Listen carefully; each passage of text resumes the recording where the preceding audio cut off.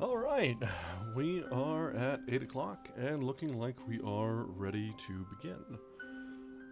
Welcome back, everyone. Thanks for joining us. And we are returning today to Jules Verne's The Mysterious Island. This is the second part of our series. Last time we left off after finishing chapter 7. After the plucky crew had been stranded on the island and separated, and we dropped off right at the first real cliffhanger there, where it was discovered that Neb had found the engineer, and we'll see what sort of state he's in as soon as we pick back up. So yeah, thanks for joining us, and we're going to get ready to go here in just a few minutes. We'll see if anybody is going to trickle in. Good evening, Ziyan. Thank you for joining us again. Got the drink for this evening. Got a fresh bottle of Malbec, so should be nice and cozy for a nice Saturday evening. I don't know about where you guys are, but it is kind of gross outside here.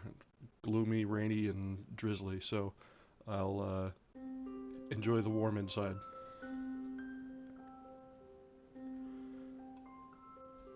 Alright, so let's just go ahead and get right into it then.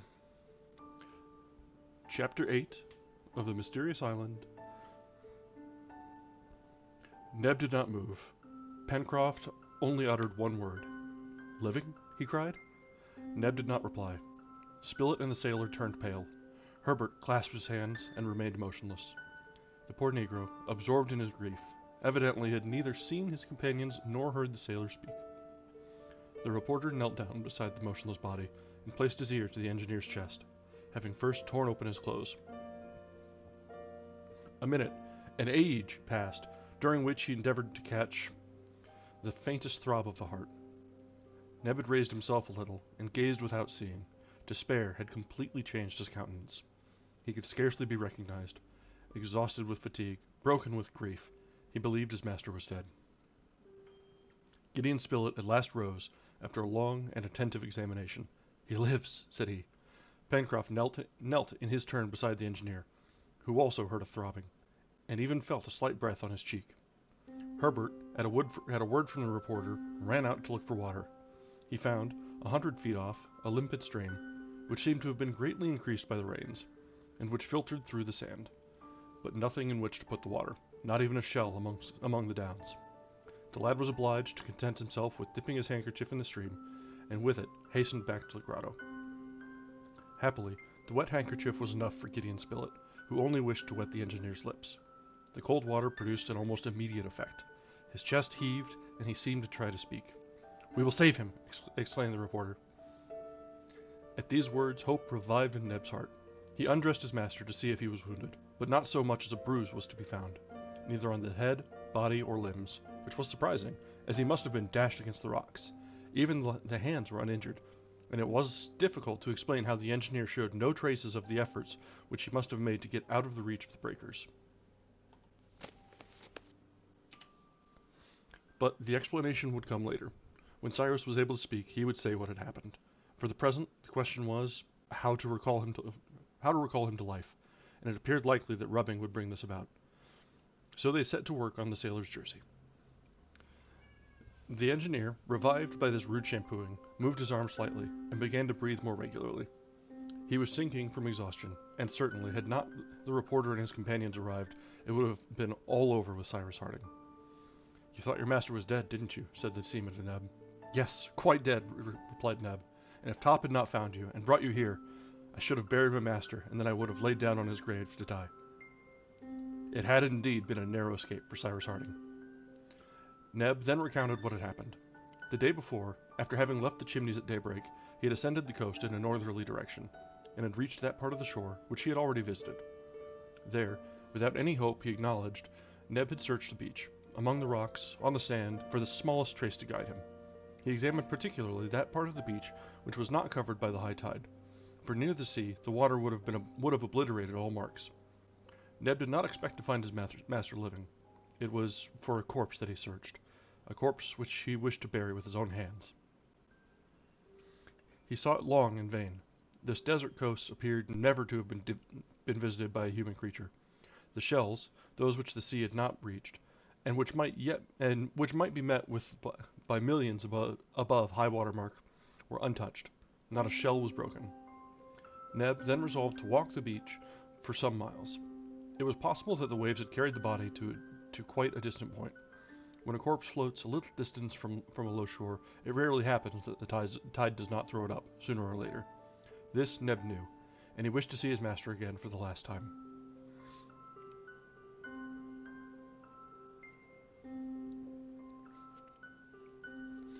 I went along the coast for another 2 miles, carefully examining the beach, both at high and low water, and I had despaired of finding anything.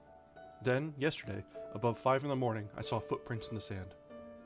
"Footprints!" exclaimed Pencroft. "Yes," replied Neb. "Did these footprints begin at the water's edge?" asked the reporter. "No," replied Neb, "only above high water mark, for the others must have been washed out by the tide." "Go on, Neb," said Spilett. "I went half crazy when I saw these footprints. They were very clear, and went towards the downs. I followed them for a quarter of a mile, running, but taking care not to destroy them. 5 minutes after, as it was getting dark, I heard the barking of a dog. It was Top, and Top brought me here, to my master."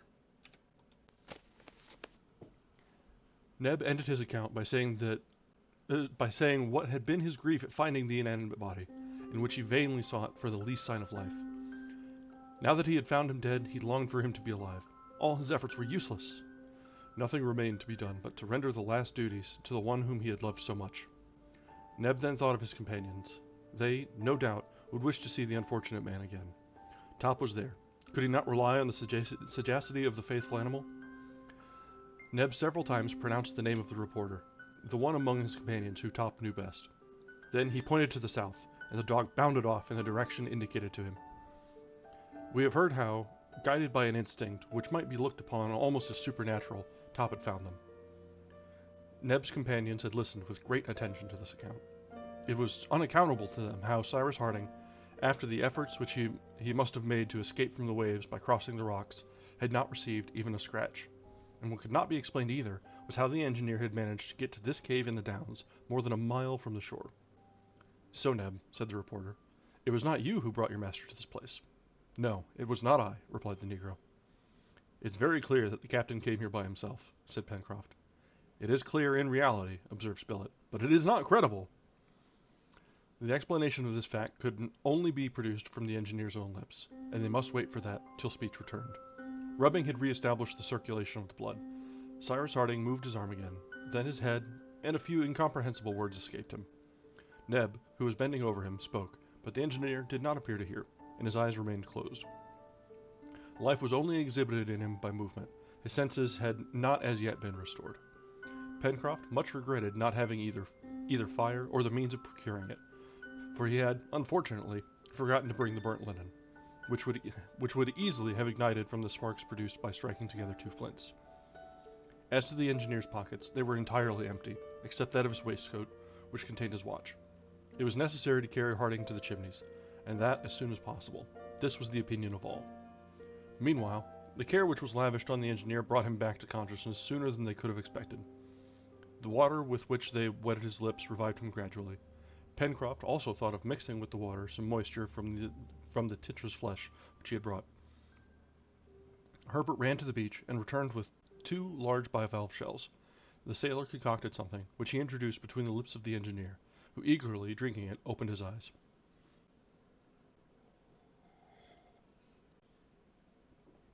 Neb and the reporter were leaning over him.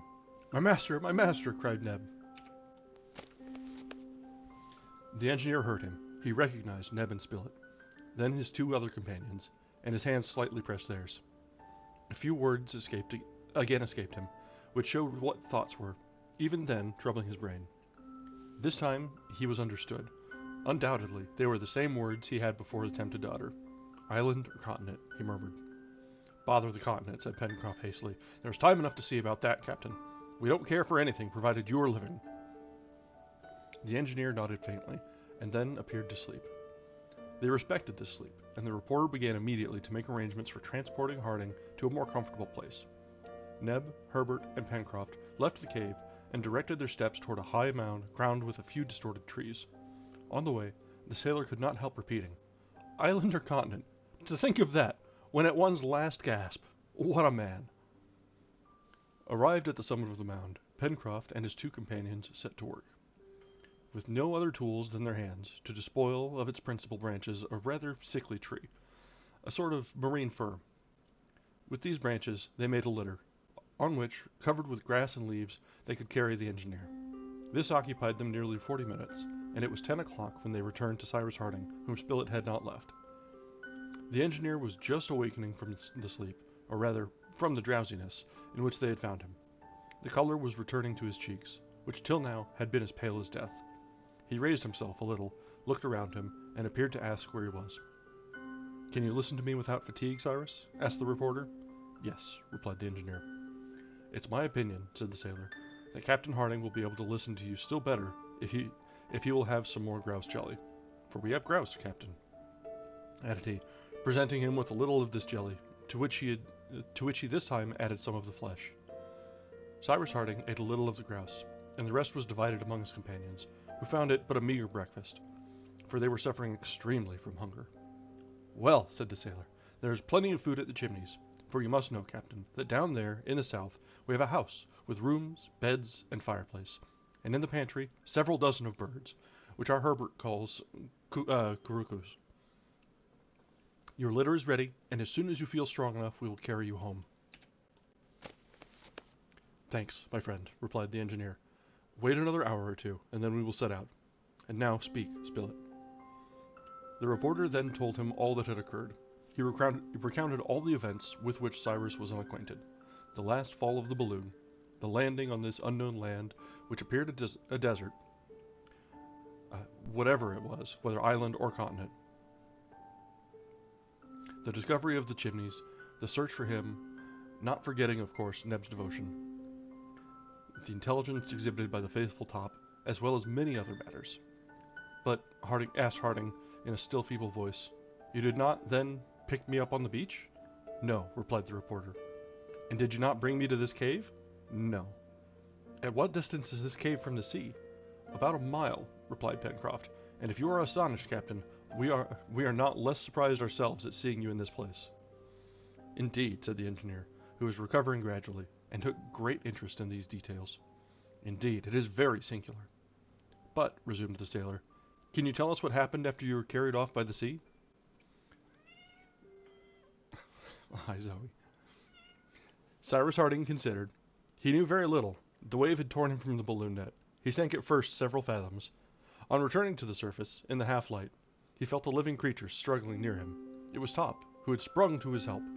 He saw nothing of the balloon, which, lighted both of his weight and that of the dog, had darted away like an arrow. There he was, in the midst of the angry sea, at a distance which could not be less than half a mile from the shore. He attempted to struggle against the billows by swimming vigorously. Top held him up by his clothes, but a strong current seized him and drove him towards the north, and after half an hour of exertion he sank, dragging Top with him into the depths. From that moment to the moment in which he recovered to find himself in the arms of his friends, he remembered nothing.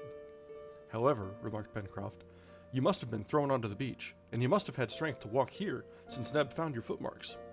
Yes, of course, replied the engineer thoughtfully. And you found no traces of human beings on this coast? Not a trace, replied the reporter. Besides, if by chance you had met with some deliverer there, just in the nick of time, why should he have abandoned you after having saved you from the waves? You're right, my dear Spilett. Tell me, Neb, added the engineer, turning to his servant. It was not you who... You can't have had a moment of unconsciousness during which no... That's absurd. Do any of the footsteps still remain? Asked Harding. Yes, master, replied Neb. Here at the entrance, at the back of the mound, in a place sheltered from the rain and the wind, the storm has destroyed the others. Pencroft, said Cyrus Harding, will you take my shoe and see if it fits exactly to the footprints?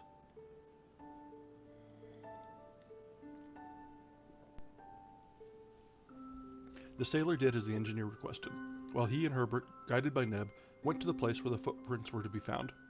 Cyrus remarked to the reporter, "It is a most extraordinary thing." "Perfectly inexplicable," replied Gordon Spilett. "But do not dwell upon it just now, my dear Spilett. We will talk about it by and by." A moment after the others entered. There was no doubt about it. The engineer's shoe fitted exactly to the footmarks. It was, therefore, Cyrus Harding who had left them on the sand. "Come," said he, "I must have experienced this unconsciousness which I attributed to Neb. I must have walked like a somnambulist (sleepwalker), without any knowledge of my steps. And Top must have guided me here, after having dragged me from the waves. Come, Top! Come, old dog!" The magnificent animal bounded, barking to his master, and caresses were lavished upon him. It was agreed that there was no other way of accounting for the rescue of Cyrus Harding, and that Top deserved all the honor of the affair. Towards 12 o'clock, Pencroft, having asked the engineer if they could now remove him, Harding, instead of replying, and by an effort which exhibited the most energetic will, got up, but he was obliged to lean on the sailor, or he would have fallen. "Well done!" cried Pencroft. "Bring the captain's litter." The litter was brought. The transverse branches had been covered with leaves and long grass. Harding was laid on it, and Pencroft, having taken his place at one end, and Neb at the other, they started towards the coast. There was a distance of 8 miles to be accomplished, but as they could not go fast, and it would perhaps be necessary to stop frequently, they reckoned that it would take at least 6 hours to reach the Chimneys. The wind was still strong, but fortunately it did not rain, although lying down, the engineer, leaning on his elbow, observed the coast, particularly inland. He did not speak, but he gazed, and, no doubt, the appearance of the country, with its inequalities of ground, its forests, its various productions, were impressed on his mind. However, after traveling for 2 hours, fatigue overcame him, and he slept. At 5:30, the little band arrived at the precipice, and a short time after at the Chimneys. They stopped, and the litter was placed on the sand. Cyrus Harding was sleeping profoundly, and did not awake. To Pencroft, to his extreme surprise, found that the terrible storm had quite altered the aspect of the place. Important changes had occurred. Great blocks of stone lay on the beach, which was also covered with a thick carpet of seaweed, algae, and wrack. Evidently the sea, passing over the islet, had been carried right up to the foot of the enormous curtain of granite. The soil in front of the cave had been torn away by the violence of the waves. A horrid presentiment flashed across Pencroft's mind. He rushed into the passage, but returned almost immediately and stood motionless, staring at his companions. The fire was out. The drowned cinders were nothing but mud. The burnt linen, which was to have served as tinder, had disappeared. The sea had penetrated to the end of the passages, and everything was overthrown and destroyed in the interior of the chimneys. Brings us to the end of chapter 8. So, we've got the ups and the downs and the confusions and the mystery already. Cyrus is alive, but how did he get to the island? And did he actually walk himself up? His shoes matched, but you never know. Top is, good old Wonder Dog. But the cave they thought was safe was apparently just a little too low, or the storm was too much.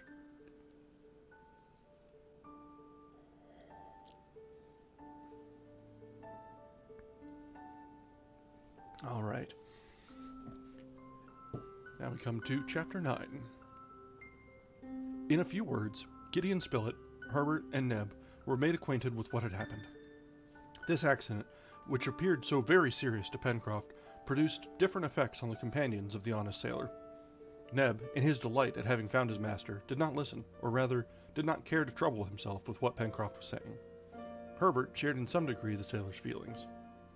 As to the reporter, he simply replied, "Upon my word, Pencroft, it's perfectly indifferent to me. But, I repeat, that we haven't any fire. Pooh! Nor any means of relighting it. Nonsense. But I say, Mr. Spilett, isn't Cyrus here?" replied the reporter. "Is not our engineer alive? He will soon find some way of making fire for us." With what? With nothing. What had Pencroft to say? He would say nothing, for, in the bottom of his heart, he shared the confidence which his companions had in Cyrus Harding.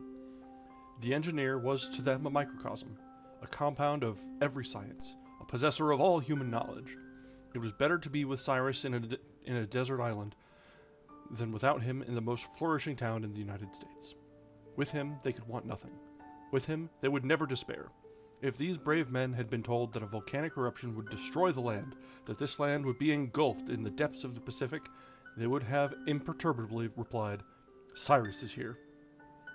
While in the palanquin, however, the engineer had again relapsed into unconsciousness, with the jolting to which he had been subjected during his journey had brought on, so that they could not now appeal to his ingenuity. The supper must necessarily be very meager. In fact, all the grouse flesh had been consumed, and there no longer existed any means of cooking more game. Besides, the kookaroo which had been reserved had disappeared. They must consider what was to be done. First of all, Cyrus Harding was carried into the central passage. There they managed to arrange for him a couch of seaweed, which still remained almost dry. The deep sleep which had overpowered him would no doubt be more beneficial to him than any nourishment. Night had closed in, and the temperature, which had modified when the wind shifted to the northwest, again became extremely cold. Also, the sea, having destroyed the partitions which Pencroft had put up in certain places in the passages, the chimneys, on account of the draughts, had become scarcely habitable. The engineer's condition would, therefore, have been bad enough, if his companions had not carefully covered him with their coats and waistcoats. Supper, this evening, was of course composed of the inevitable lithodomes, of which Herbert and Neb picked up a plentiful supply on the beach. However, to these mollusks the lad added some edible seaweed, which he gathered on high rocks, whose sides were only washed by the sea at the time of high tides. This seaweed, which belongs to the order of Fucaceae, of the genus Sargassum, produces, when dry, a gelatinous matter, rich and nutritious. The reporter and his companions, after having eaten a quantity of lithodomes, sucked the Sargassum, of which the taste was very tolerable. It is used in parts of the East that vary considerably by the natives. "Never mind," said the sailor. "The captain will help us soon." Meanwhile, the cold became very severe, and, unhappily, they had no means of defending themselves from it. The sailor, extremely vexed, tried in all sorts of ways to procure fire. Neb helped him in this work. He found some dry moss, and by striking together 2 pebbles, he obtained some sparks. But the moss, not being inflammable enough, did not take fire. For the sparks were really only incandescent, and not at all of the same consistency as those which are emitted from flint when struck in the same manner. The experiment, therefore, did not succeed. Pencroft, although he had no confidence in the proceeding, then tried rubbing two pieces of dry wood together, as savages do. Certainly, the movement which he and Neb exhibited, if it had been transformed into heat, according to the new theory, would have been enough to heat the boiler of a steamer. It came to nothing. The bits of wood became hot, to be sure, but much less so than the operators themselves. After working an hour, Pencroft, who was in a complete state of perspiration, threw down the pieces of wood in disgust. I can never be made to believe that savages light their fires in this way. Let them say what they will, he exclaimed. I could sooner light my arms by rubbing them against each other. The sailor was wrong to despise the proceeding. Savages often kindle wood by means of rapid rubbing, but every sort of wood does not answer for the purpose, and besides, there is the knack, following the usual expression, and it is probable that Pencroft did not have the knack. Pencroft's ill humor did not last long. Herbert had taken the bits of wood which he had turned down, and was exerting himself to rub them. The hardy sailor could not restrain a burst of laughter on seeing the efforts of the lad to succeed where he had failed. Rub, my boy, rub, said he. I am rubbing, replied Herbert, laughing, but I don't pretend to do anything else but warm myself instead of shivering. And soon I shall be as hot as you are, my good Pencroft. This soon happened. However, they were obliged to give up, for this night at least, the attempt to procure fire. Gideon Spilett repeated, for the 20th time, that Cyrus Harding would not have been troubled for so small a difficulty, and, in the meantime, he stretched himself in one of the passages on his bed of sand. Herbert, Neb, and Pencroft did the same, while Top slept at his master's feet. Next day, the 28th of March, when the engineer woke, about 8 in the morning, he saw his companions around him watching his sleep, and, as on the day before, his first words were, island or continent. This was his uppermost thought.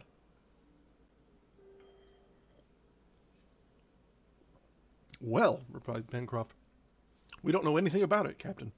You don't know yet? But we shall know, rejoined Pencroft, when you have guided us into the country.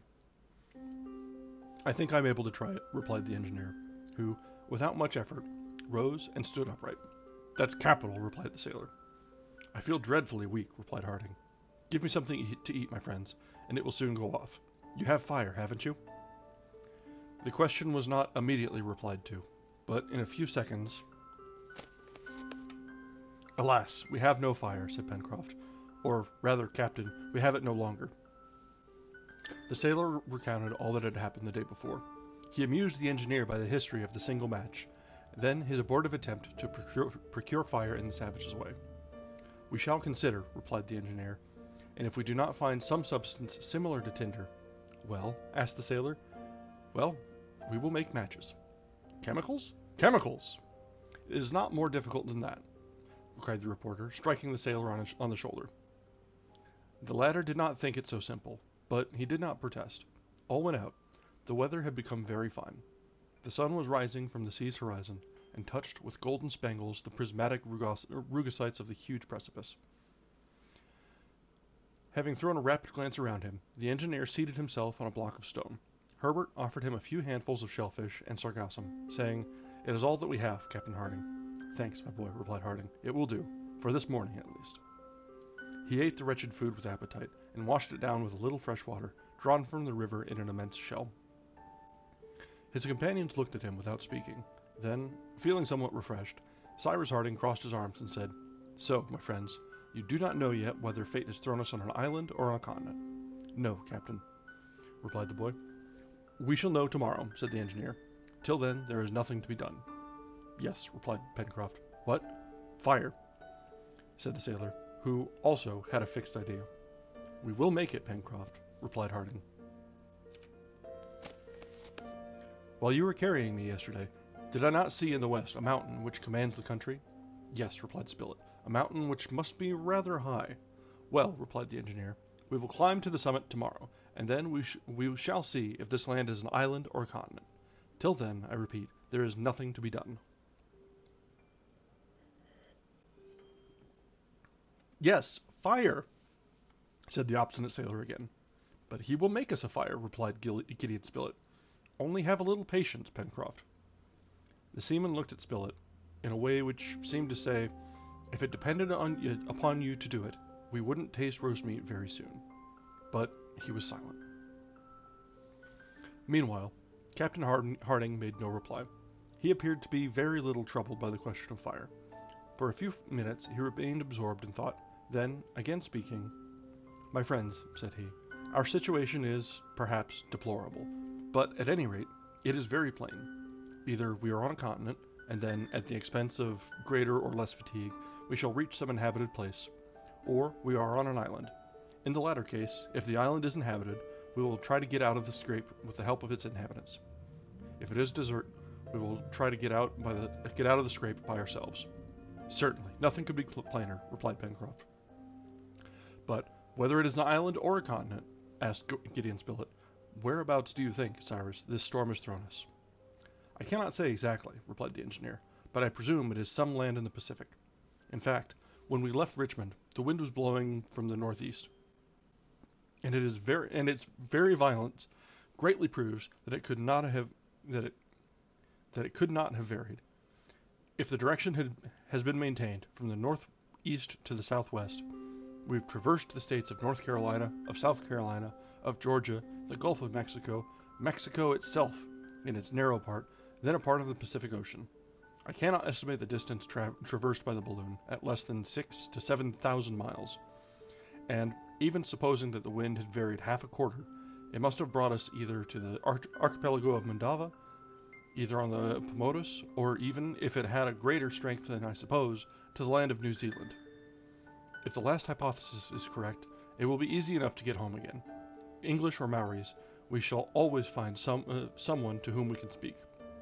If, on the contrary, this is the coast of a desert island in some tiny archipelago, perhaps we shall be able to reconnoiter it from the summit of that peak, which overlooks the country. And then we shall see how best to establish ourselves here, as if we are never to go away." "Never," replied the reporter. You say never, my dear Cyrus?"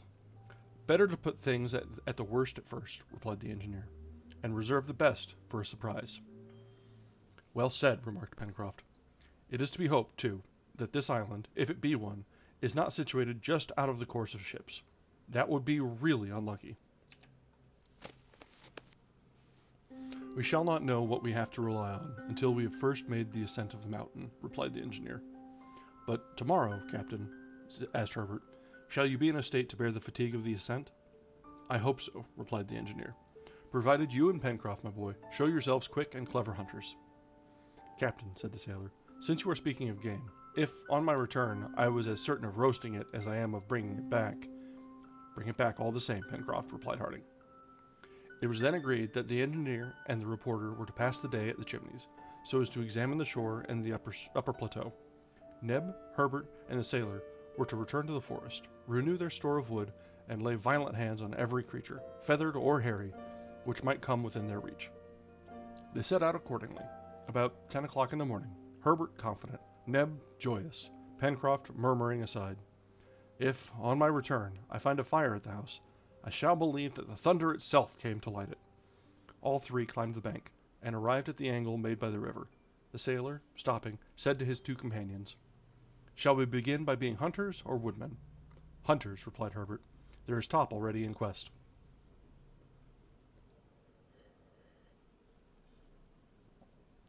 "We will hunt then," said the sailor, "and afterwards we can come back and collect our wood."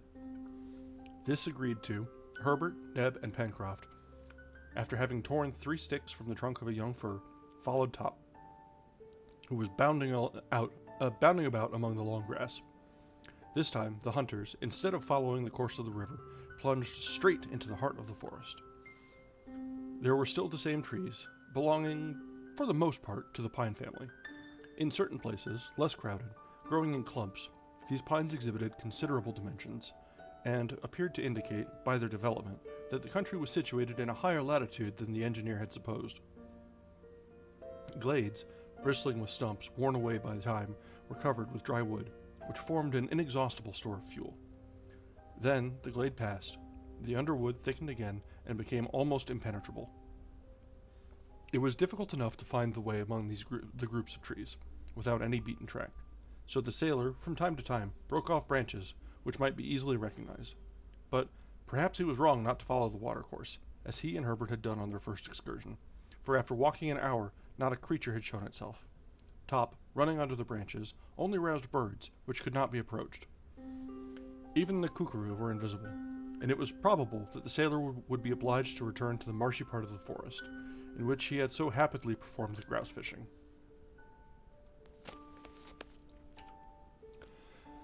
"Well, Pencroft," said Neb, in a slightly sarcastic tone, "if this is all the game which you promised to bring back to my master, I won't need a large fire to roast it." "Have patience," replied the sailor.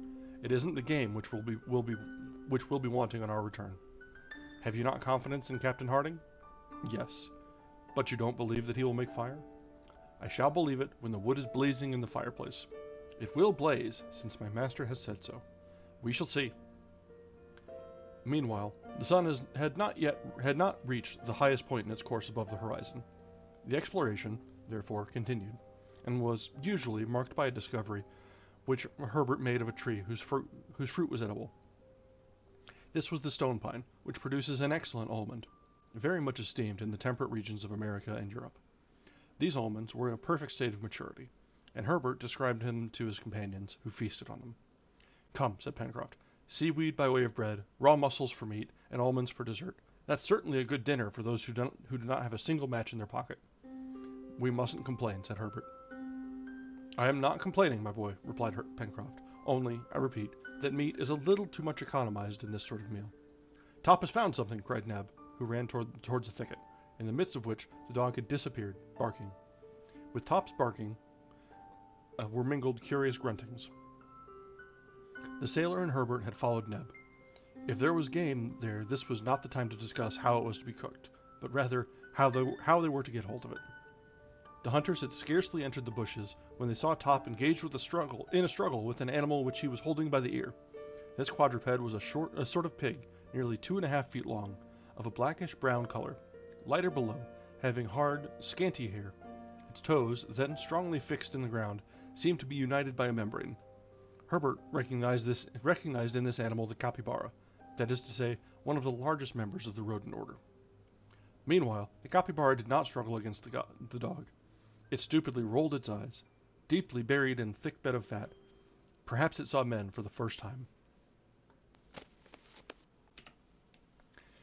However, Neb, having tightened his grip on his stick, was just going to fell the pig, when the latter, tearing itself from Top's teeth, by which it only held by the tip of its ear, uttered a vigorous grunt, rushed upon Herbert, almost overthrew him, and disappeared in the wood. "The rascal!" cried Pencroft. All three directly darted after Top, but at the moment when they joined him, the animal disappeared under the waters of a large pond shaded by venerable pines. Neb, Herbert, and Pencroft stopped, motionless. Top plunged into the water, but the capybara, hidden at the bottom of the pond, did not appear. "Let us wait," said the boy, "for he will soon come to the surface to breathe." "Won't he drown?" asked Neb.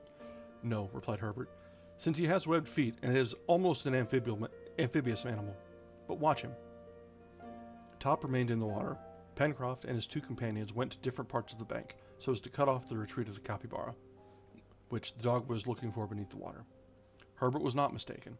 In a few minutes the animal appeared on the surface of the water. Top was upon it in a bound, and kept it from plunging again. An instant later the capybara, dragged to the bank, was killed by a blow from Neb's stick. "Hurrah!" cried Pencroft, who was always ready with this cry of triumph. "Give me but a good fire, and this pig shall be gnawed to the bones." Pencroft hoisted the capybara on his shoulders.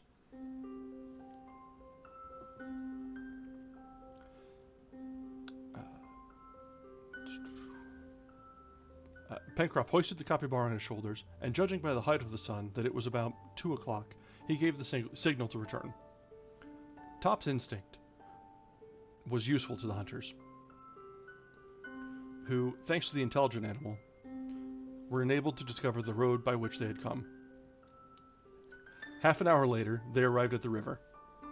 Pencroft soon made a raft of wood, as he had done before, though if there was no fire, it would be a useless task, and the raft following the current, they returned toward the chimneys. But the sailor had not gone 50 paces when he stopped, and again, uttering a tremendous hurrah, pointed toward the angle of the cliff. "Herbert! Neb! Look!" he shouted. Smoke was escaping and curling up among the rocks. And that brings us to the end of Chapter 9. I think when I was younger, I probably would have sympathized, or I probably would have been prejudiced against the sailor at this point. He's complaining, it seems like, or harping on the fire, but I think now I'm probably more sympathetic. He's kind of the sensible one here. You need fire. It's kind of important. But I could see it, people in different points of their own journeys could have different opinions. You can sympathize with each of the characters in their own way. So it's interesting, but things seem to be on the up right now for everyone. So we'll see how things go as we continue on. And now we are on to Chapter 10. In a few minutes, the three hunters were before a crackling fire. The captain and the reporter were there. Pencroft looked from one to the other, his capybara in hand, without saying a word. "Well, yes, my brave fellow," cried the reporter. "Fire, real fire, which will roast this splendid pig perfectly, and we will have a feast presently." "But who lighted it?" asked Pencroft. "The sun!" Gideon Spilett was quite right in his reply. It was the sun which had furnished the heat, which so astonished Pencroft. The sailor could scarcely believe his eyes, and he was so amazed that he did not think of questioning the engineer. "Had you a burning glass, sir?" asked Herbert of Harding. "No, my boy," replied he, "but I made one." And he showed the apparatus which served for a burning glass.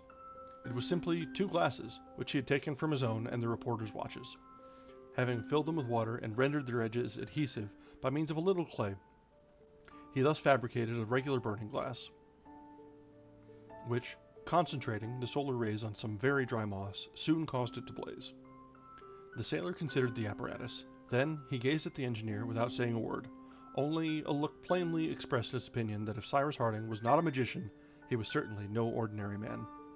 At last speech returned to him, and he cried, "Note that, Mr. Spilett. Note that down on your paper." "It is noted," replied the reporter. Then, Neb helping him, the seaman arranged the spit, and the capybara, properly cleaned, was soon roasting like a suckling pig before a clear, crackling fire. The chimneys had again become more habitable, not only because the passages were warmed by the fire, but because the partitions of wood and mud had been re-established. It was evident that the engineer and his companions had employed their day well. Cyrus Harding had almost entirely recovered his strength, and had proved it by climbing to the upper plateau. From this point, his eye, accustomed to estimate heights and distances, was fixed for a long time on the cone, the summit of which he wished to reach the next day. The mountain, situated about 6 miles to the northwest, appeared to him to measure 3,500 feet above the level of the sea. Consequently, the gaze of an observer posted on its summit would extend over a radius of at least 50 miles. Therefore, it was probable that Harding could easily solve the question of island or continent, to which he attached so much importance. They supped capitally. The flesh of the capybara was declared excellent. The sargassum and the almonds of the stone pine completed the repast, during which the engineer spoke little. He was preoccupied with projects for the next day. Once or twice, Pencroft gave forth some ideas upon what it would be best to do, but Cyrus Harding, who was evidently of a methodical mind, only shook his head without uttering a word. "Tomorrow," he repeated, "we shall know what we have to depend upon, and we will act accordingly." The meal ended, fresh armfuls of wood were thrown on the fire, and the inhabitants of the chimneys, including the faithful Top, were soon buried in a deep sleep. No incident disturbed this peaceful night, and the next day, the 29th of March, fresh and active, they awoke, ready to undertake the excursion which must determine their fate. All was ready for the start. The remains of the capybara would be enough to sustain Harding and his companions for at least 24 hours.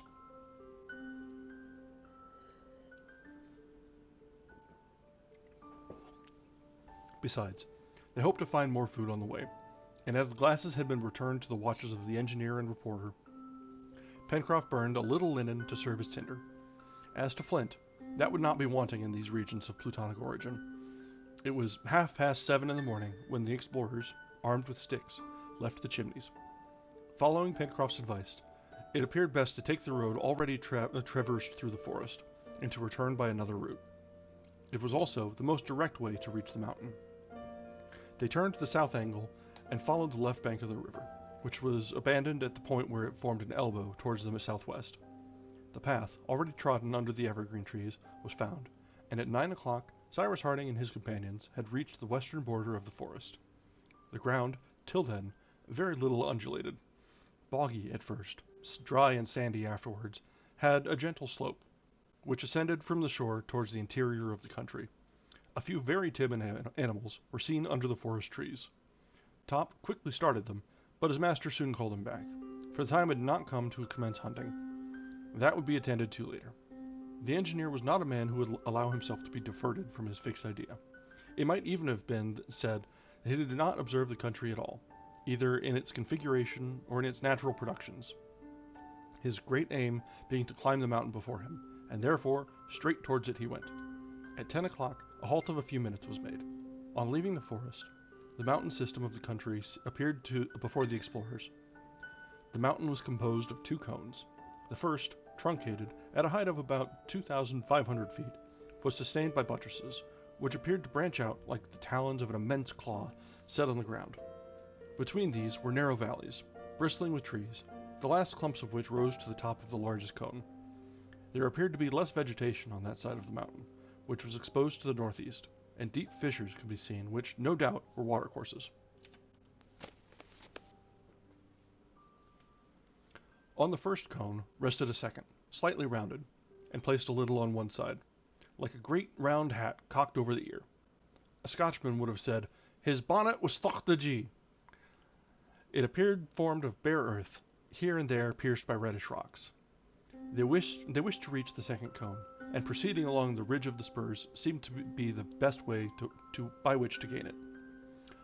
We were on volcanic ground, Cyrus Harding had said, and his companions, following him, began to ascend by degrees on the back of a spur, which, by a winding and consequently more accessible path, joined the first plateau. The ground had evidently been convulsed by subterranean force. Here and there, stray blocks, numerous debris of basalt and pumice stone were met with. In isolated groups rose fir trees, which, some 100 feet lower, at the bottom of the narrow gorges, formed massive shades almost impenetrable to the sun's rays. During the first part of the ascent, Herbert remarked on the footprints, which indicated the recent passage of large animals. "Perhaps these beasts will not let us pass by willingly," said Pencroft. "Well," replied the reporter, who had already hunted the tiger in India and the lion in Africa, "we shall soon learn how successfully to encounter them, but in the meantime we must be upon our guard." They ascended but slowly. The distance, increased by detours and obstacles which could not be surmounted directly, was long. Sometimes, too, the ground suddenly fell, and they found themselves on the edge of a deep chasm which they had to go round. Thus, in retracing their steps so as to find some practicable path, much time was employed, and fatigue undergone for nothing.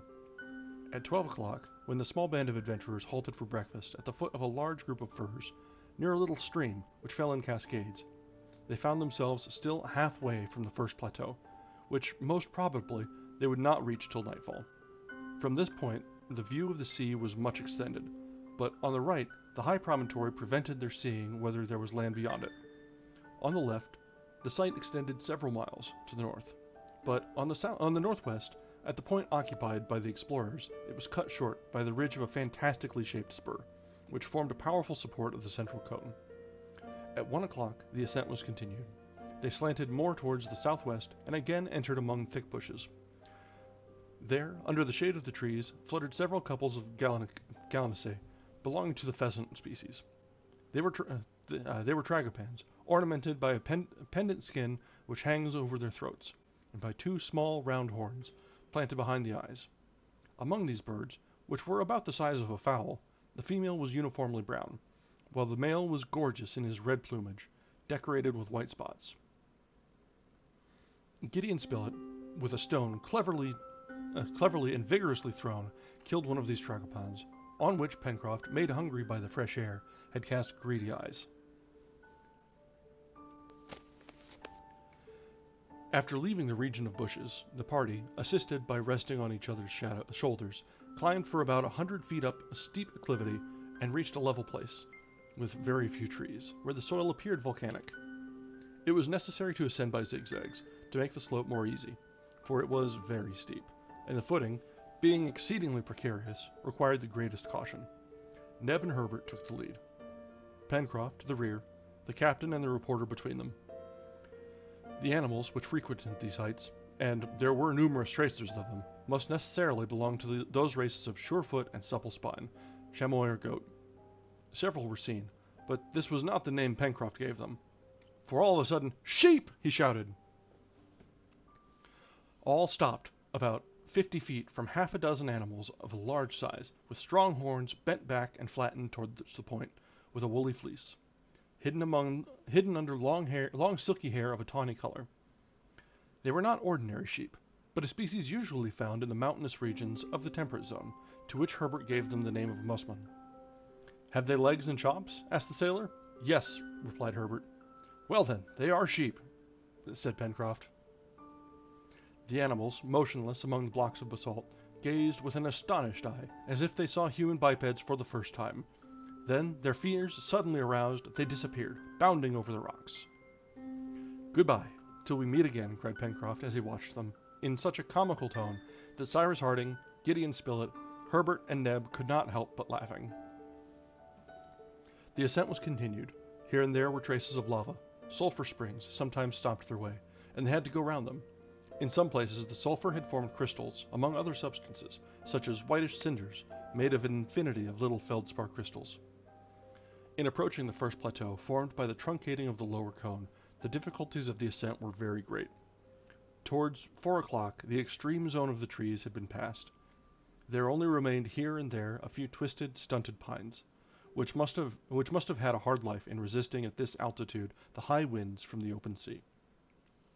Happily for the engineer and his companions, the weather was beautiful, the atmosphere tranquil, for a high breeze at an elevation of 3,000 feet would have hindered their proceedings. The purity of the sky at the zenith was felt through the transparent air. A perfect calm reigned around them.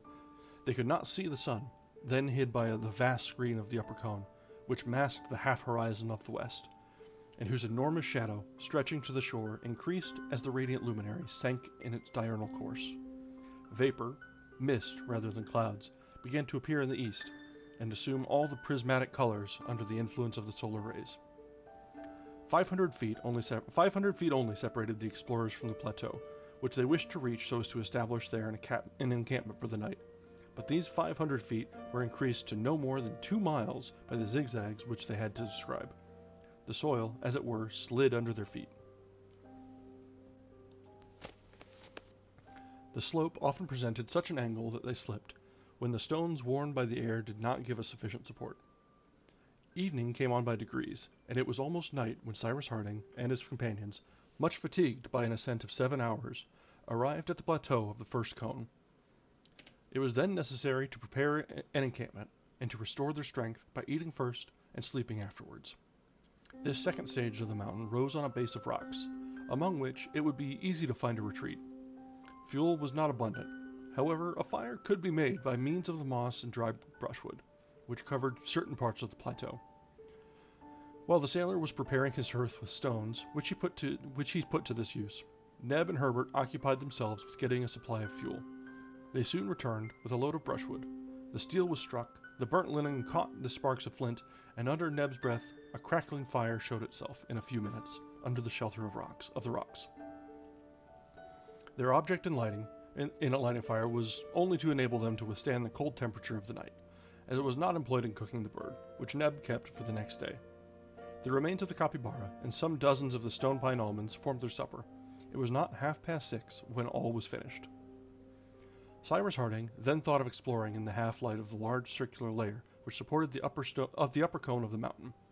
Before taking any rest, he wished to know if it was possible to get round the base of the cone in the case of its sides being too steep and its summit being inaccessible.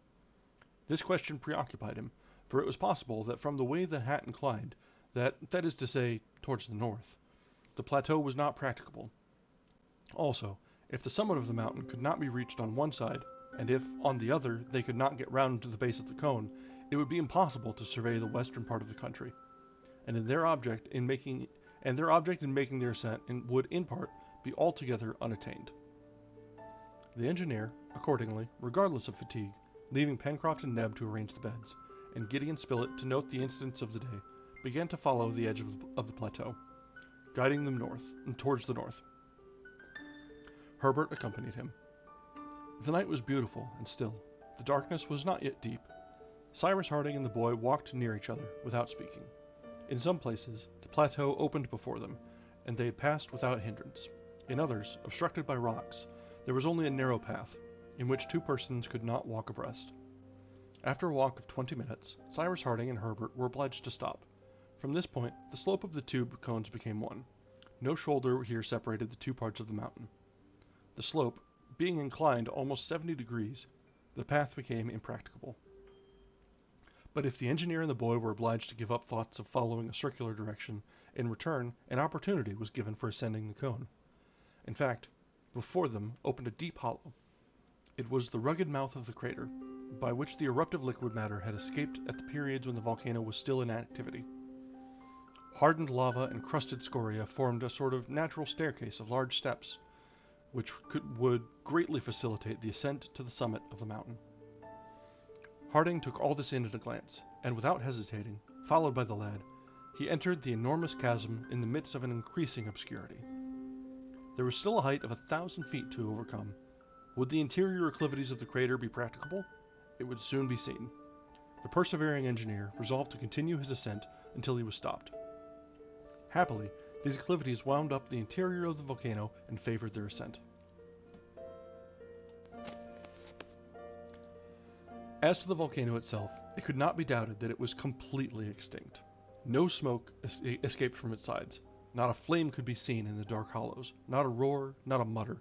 No trembling even issued from this black well, which perhaps reached far into the bowels of the earth. The atmosphere inside the crater was filled with no sulphurous vapor. It was more than the sleep of a volcano. It was its complete extinction.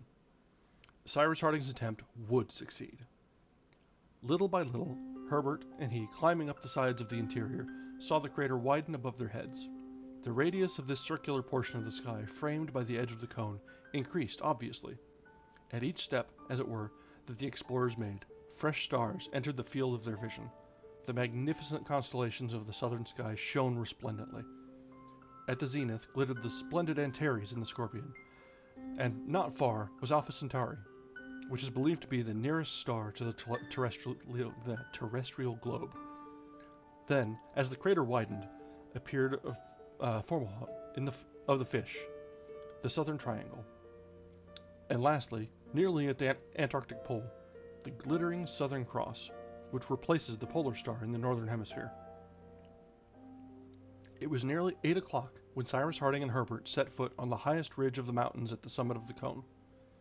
It was then perfectly dark, and their gaze could not extend over a radius of 2 miles. Did the sea surround this unknown land, or was it connected in the west with some continent of the Pacific? It could not yet be made out. Towards the west, a cloudy belt, clearly visible at the horizon, increased the gloom, and the eye could not discover if the sky and water were blended together in the same circular line. But at one point of the horizon, a vague light suddenly appeared, which descended slowly in proportion as the cloud mounted to the zenith. It was the slender crescent moon, already almost disappearing. But its light was sufficient to show clearly the horizontal line, then detached from the cloud, and the engineer could see its reflection trembling for an instant on a liquid surface. Cyrus Harding seized the lad's hand, and, in a grave voice, "An island," said he, at the moment when the lunar crescent disappeared beneath the waves. That brings us to the end of Chapter 10. We may have all been spoiled a little bit by the title of the book, but it has been discovered that they are indeed on an island.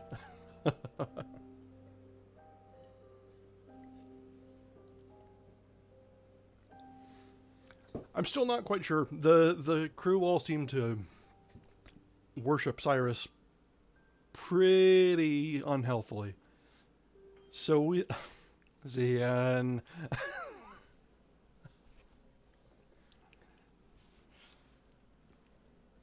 Yeah, what a twist indeed. Alright. Well then, let's go ahead and carry on to Chapter 11. We'll try and get another chapter in before I take a little bit of a break. Half an hour later, Cyrus Harding and Herbert had returned to the encampment. The engineer merely told his companions that the land upon which fate had thrown them was an island, and that the next day they would consult. Then each settled himself as well as he could to sleep, and in that rocky hole, at a height of 2,500 feet above the level of the sea, through a peaceful night, the islanders enjoyed a profound repose. The next day, the 30th of March, after a hasty breakfast, which consisted solely of the roasted tragopan, the engineer wished to climb again to the summit of the volcano, so as more attentively to survey the island upon which he and his companions were imprisoned. For life, perhaps, should the island be situated at a great distance from any land, or if it was out of the course of vessels which visited the archipelagos of the Pacific Ocean. This time, his companions followed him in the new exploration. They also wished to see the island, on the productions of which they must depend for the supply of all their wants. It was about 7 o'clock in the morning when Cyrus Harding, Herbert, Pencroft, Gideon Spilett, and Neb quitted the encampment. No one appeared to be anxious about their situation. They had faith in themselves, doubtless, but it must be observed that the basis of this faith was not the same with Harding as with his companions. The engineer had confidence, because he felt capable of extorting from this wild country everything necessary for the life of himself and his companions. The latter feared nothing, just because Cyrus Harding was with them. Pencroft, especially, since the incident of the relighted fire, would not have despaired for an instant, even if he was on a bare rock, if the engineer was with him on the rock. "Pshaw," said he. "We left Richmond without permission from the authorities. It will be hard if we don't manage to get away some day or other from a place where certainly no one will detain us." Cyrus Harding followed the same road as the evening before. They went round the cone by the plateau, which formed the shoulder, to the mouth of the enormous chasm. The weather was magnificent. The sun rose in a pure sky, flooded with his rays all the eastern side of the mountain. The crater was reached. It was just what the engineer had made it out to be in the dark. That is to say, a vast funnel which extended, widening, to a height of 1,000 feet above the plateau. Below the chasm, large, thick streaks of lava wound over the sides of the mountain, and thus marked the course of the eruptive matter to the lower valleys, which furrowed the northern part of the island. The interior of the crater, whose inclination did not exceed 35 to 40 degrees, presented no difficulties nor obstacles to the ascent. Traces of very ancient lava were noticed, which probably had overflowed the summit of the cone. Before this lateral chasm had opened a new way to it. As to the volcanic chimney, which established a communication between the subterranean layers and the crater, its depth could not be calculated with the eye, for it was lost in obscurity. But there was no doubt as to the complete extinction of the volcano. Before 8 o'clock, Harding and his companions were assembled at the summit of the crater, on a conical mound which swelled the northern edge. "The sea! The sea everywhere!" they cried, as if their lips could not restrain the words which made islanders of them. The sea, indeed, formed an immense circular sheet of water all round them. Perhaps, on climbing again to the summit of the cone, Cyrus Harding had had a hope of discovering some coast, some island shore, which he had not been able to perceive in the dark the evening before. But nothing appeared on the faintest verge of the horizon. That is to say, over a radius of more than 50 miles. No land in sight, not a sail. Over all this immense space, the ocean alone was visible. The island occupied the center of a circumference which appeared to be infinite. The engineer and his companions, mute and motionless, surveyed for some minutes every point of the ocean, examining it to its most extreme limits. Even Pencroft, who possessed a marvelous power of sight, saw nothing. And certainly, if there had been land at the horizon, if it appeared only as an indistinct vapor, the sailor would undoubtedly have found it out, for nature had placed regular telescopes under his eyebrows. From the ocean, their gaze returned to the island, which they commanded entirely, and the first question was put by Gideon Spilett in these terms: "About what size is this island?" Truly, it did not appear large in the midst of the immense ocean. Cyrus Harding reflected a few minutes. He attentively observed the perimeter of the island. taking into consideration the height at which he was placed. Then, "My friends," said he, "I do not think I am mistaken in giving to the shore of the island a circumference of more than 100 miles, and consequently an area? That is difficult to estimate," replied the engineer, "for it is so uneven." If Cyrus Harding was not mistaken in his calculation, the island had almost the extent of Malta or Zante in the Mediterranean, but it was at the same time much more irregular and less rich in capes, promontories, points, bays, or creeks. Its strange form caught the eye, and when Gideon Spilett, on the engineer's advice, had drawn the outline, they found that it resembled some fantastic animal, a monstrous leviathan which lay sleeping on the surface of the Pacific. This was, in fact, the exact shape of the island, which it is of consequence to know, and a tolerably correct map, of which it was immediately drawn by the reporter. The east part of the shore, where the castaways had landed, formed a wide bay, terminated by a sharp cape, which had been concealed by a high point from Pencroft on his first exploration. At the northeast, two other capes closed the bay, and between them ran a narrow gulf, which looked like the half-open jaws of a formidable dogfish. From the northeast to the southwest, the coast was rounded, like the flattened cranium of an animal, rising again, forming a sort of protuberance which did not give any particular shape to this part of the island, of which the center was occupied by the volcano. From this point, the shore ran pretty regularly north and south, broken at 2/3 of its perimeter by a narrow creek, from which it ended in a long tail, similar to the caudal appendage of a gigantic alligator. This tail formed a regular peninsula, which stretched more than 30 miles into the sea, reckoning from the cape southeast of the island, already mentioned. It curled round, making an open roadstead, which marked out the lower shore of this strangely formed land. At the narrowest part, that is to say, between the Chimneys and the creek on the western shore, which corresponded to it in latitude, the island only measured 10 miles, but its greatest length, from the jaws at the northeast to the extremity of the tail of the southwest, was not less than 30 miles. As to the interior of the island, its general aspect was this: very woody throughout the southern part from the mountain to the shore, and arid and sandy in the northern part. Between the volcano and the east coast, Cyrus Harding and his companions were surprised to see a lake, bordered with green trees, the existence of which they had not suspected. Seen from this height, the lake appeared to be on the same level as the ocean, but, on reflection, the engineer explained to his companions that the altitude of this little sheet of water must be about 300 feet because of the plateau, which was its basin, was but a prolongation of the coast. "Is it a freshwater lake?" asked Pencroft. "Certainly," replied the engineer, "for it must be fed by the water which flows from the mountain." "I see a little river which runs into it," said Herbert, pointing out a narrow stream, which evidently took its source somewhere in the west. "Yes," said Harding, "and since this stream feeds the lake, most probably on the side near the sea there is an outlet by which surplus water escapes. We shall see that on our return." The little winding watercourse and the river already mentioned constituted the water system, at least such as it was displayed to the eyes of the explorers. However, it was possible that under the masses of trees, which covered 2/3 of the island, forming an immense forest, other rivers ran towards the sea. It might even be inferred that such was the case, so rich did this region appear in the most magnificent specimens of the flora of the temperate zones.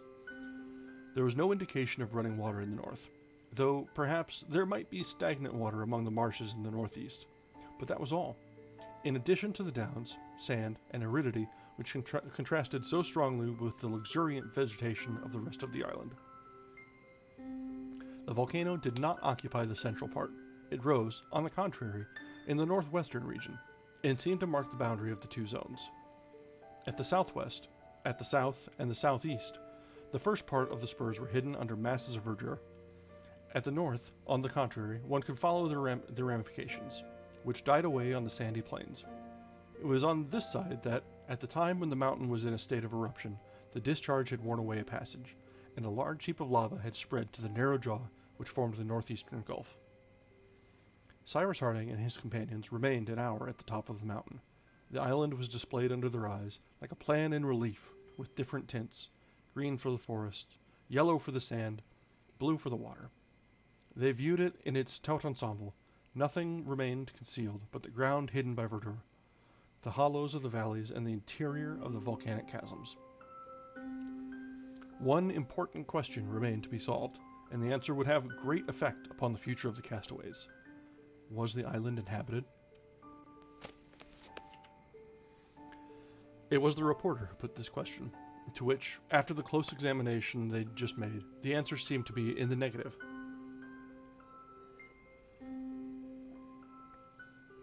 Nowhere could the work of a human hand be perceived. Not a group of huts, not a solitary cabin, not a fishery on the shore. No smoke curling in the air betrayed the presence of man. It is true, a distance of nearly 30 miles separated the observers from the extreme points, that is, of the tail which extended to the southwest, and it would have been difficult, even to Pencroft's eyes, to discover a habitation there.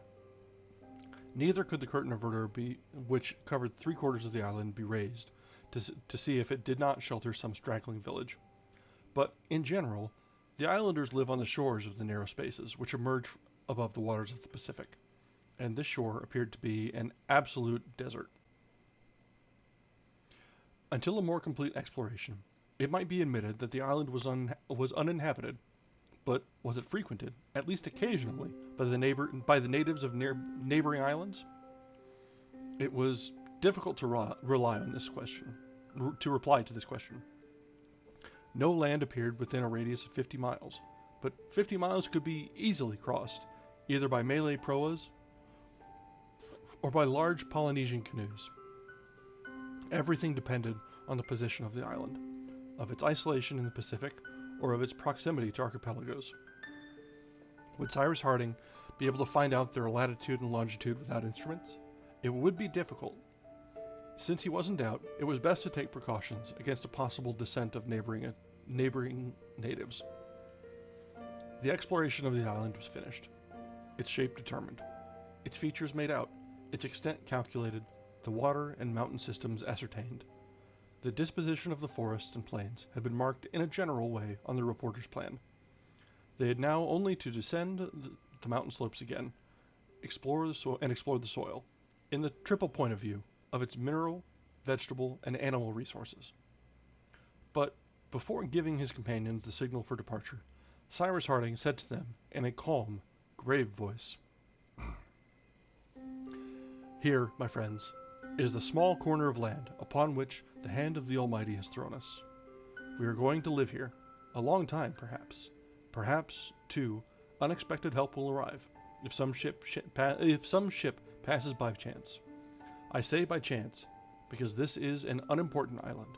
There is not even a port in which ships could anchor, and it is to be feared that it is situated out of the route usually followed. That is to say, too much to the south for the ships which frequent the archipelagos of the Pacific, and too much to the north for those which go to Australia, by doubling Cape Horn. I wish to hide nothing of our position from you." "And you are right, my dear Cyrus," replied the reporter, with animation. "You have to deal with men. They have confidence in you, and you can depend upon them. Is it not so, my friends?" "I will obey you in everything, Captain," said Herbert, seizing the engineer's hand. "My master always and everywhere," cried Neb. "As for me," said the sailor, "if I ever grumble at work, my name's not Jack Pencroft, and if you like, Captain, we will make a little America of this island. We will build towns. We will establish railways, start telegraphs, and one fine day, when it is quite changed, quite put in order, and quite civilized, we will go and offer it to the government of the Union. Only, I ask one thing." "What is that?" said the reporter.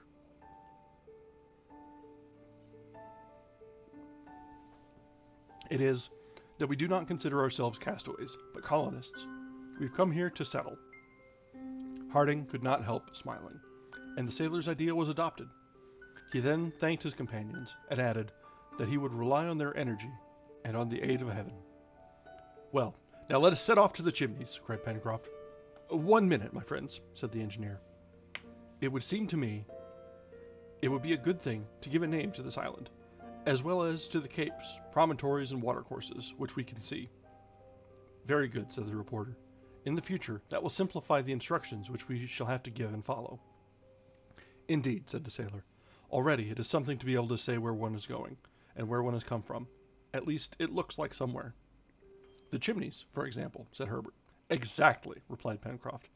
That name was the most convenient, and it came to me quite of myself. Shall we keep the name of the chimneys for our first encampment, Captain? Yes, Pencroft, since you have so christened it. Good. As for the others, that will be easy, returned the sailor, who was in high spirits.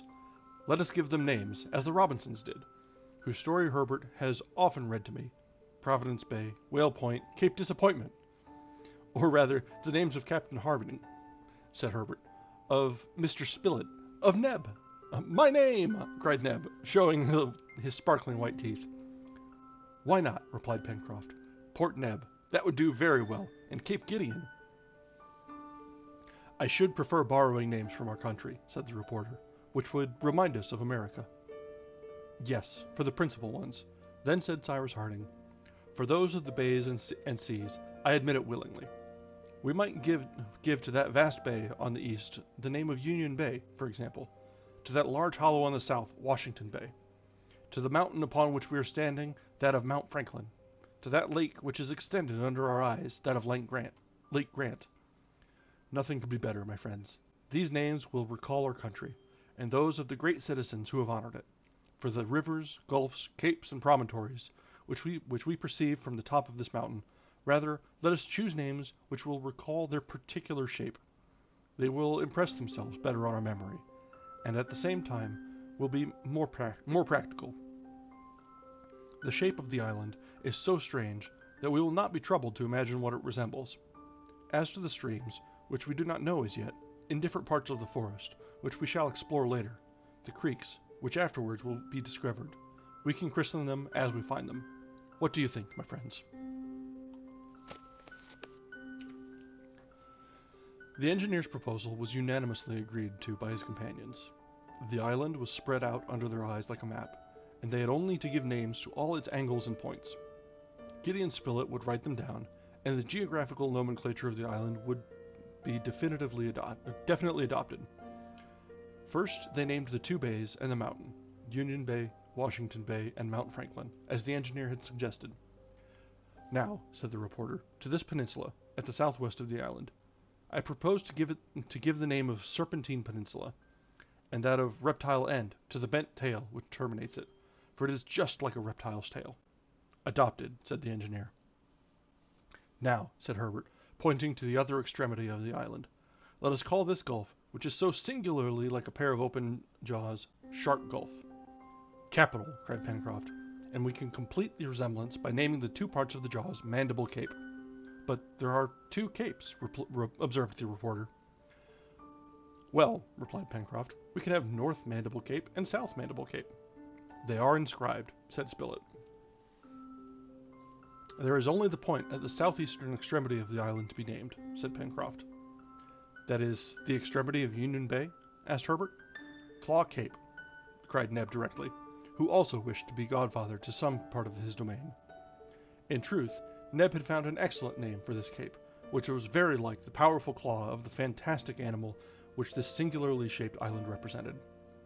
Pencroft was delighted at the turn things had taken, and their imaginations soon gave to the river which furnished the settlers with drinking water, and near which the balloon had thrown them, the name of the Mercy, in true gratitude to Providence. To the islet upon which the castaways had first landed, the name of Safety Island. To the plateau which crowned the high granite precipice above the Chimneys, and from whence the gaze could embrace the whole of the vast bay, the name of Prospect Heights. Lastly, all the masses of impenetrable wood which covered the Serpentine Peninsula were named the Forests of the Far West. The nomenclature of the visible and known parts of the island were thus finished, and later they would complete it as they made fresh discoveries. As to the points of the compass, the engineer had roughly fixed them by the height and position of the sun, which placed Union Bay and Prospect Heights to the east, but the next day, by taking the exact hour of the rising and setting of the sun, and by marking its position between this rising and setting, he reckoned to fix the north of the island exactly, for In consequence of its situation in the southern hemisphere, the sun, at the precise moment of its culmination, passed in the north and not in the south, as, in its apparent movement, it seems to do, to those places situated in the northern hemisphere. Everything was finished, and the settlers had only to descend Mount Franklin to return to the chimneys, when Pencroft cried out, "Well, we are preciously stupid." "Why?" asked Gideon Spilett, who had closed his notebook and risen to depart. "Why, our island! We have forgotten to christen it."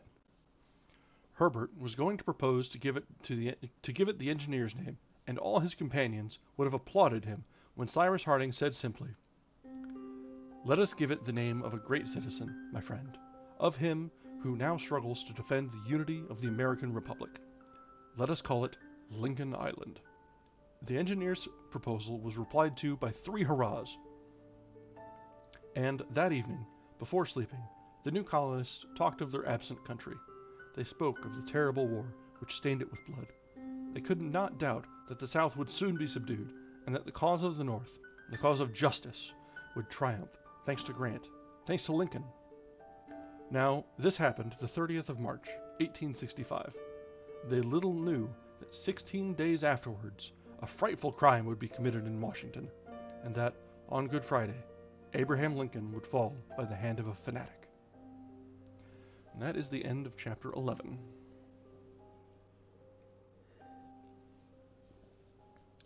I'm almost worried by how well everything's going.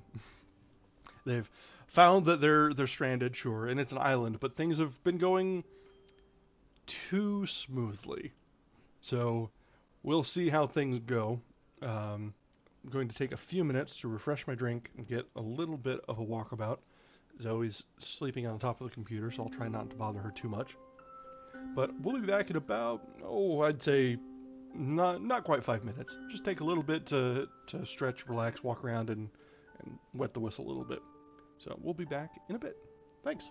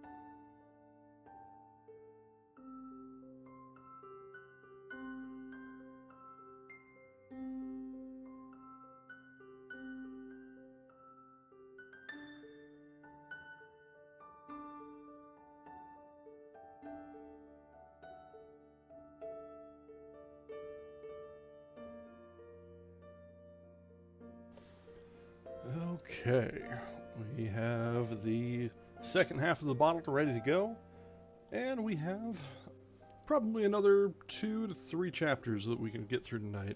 Maybe 3, we'll see how long they take. But let's go ahead and get back to it, and just enjoy the book as it comes. So now we are back to chapter 12. They now began the descent of the mountain. Climbing down the crater, they went round the cone and reached their encampment of the previous night. Pencroft thought it must be breakfast time, and the watches of the reporter and the engineer were therefore consulted to find out the hour. That of Gideon Spilett had been preserved from the sea-water, as he had been thrown at once on the sand out of reach of the waves. It was an instrument of excellent quality, a perfect pocket chronometer, which the reporter had not forgotten to wind up carefully every day. As to the engineer's watch, it, of course, had stopped during the time which he had passed on the downs. The engineer now wound it up, and ascertaining by the height of the sun that it must be about 9 o'clock in the morning, he put his watch at that hour. No, my dear Spilett, wait. You've kept the Richmond time, have you not? Yes, Cyrus. Consequently, your watch is set by the meridian of that town, which is almost that of Washington? Undoubtedly. Very well, keep it thus. Content yourself with winding it very exactly. But do not touch the hands. This may be of use to us. What will be the good of that? Thought the sailor. They ate, and so heartily that the store of game and almonds was totally exhausted. But Pencroft was not at all uneasy. They would supply themselves on the way. Top, whose share had been very much to his taste, would know how to find some fresh game among the brushwood. Moreover, the sailor thought of simply asking the engineer to manufacture some powder and 1 or 2 fowling pieces. He supposed there would be no difficulty in that. On leaving the plateau, the captain proposed to his companions to return to the Chimneys by a new way. He wished to reconnoiter Lake Grant, so magnificently framed in trees. They therefore followed the crest of one of the spurs, between which the creek that supplied the lake probably had its source. In talking, the settlers already employed the names which they had just chosen, which singularly facilitated the exchange of their ideas.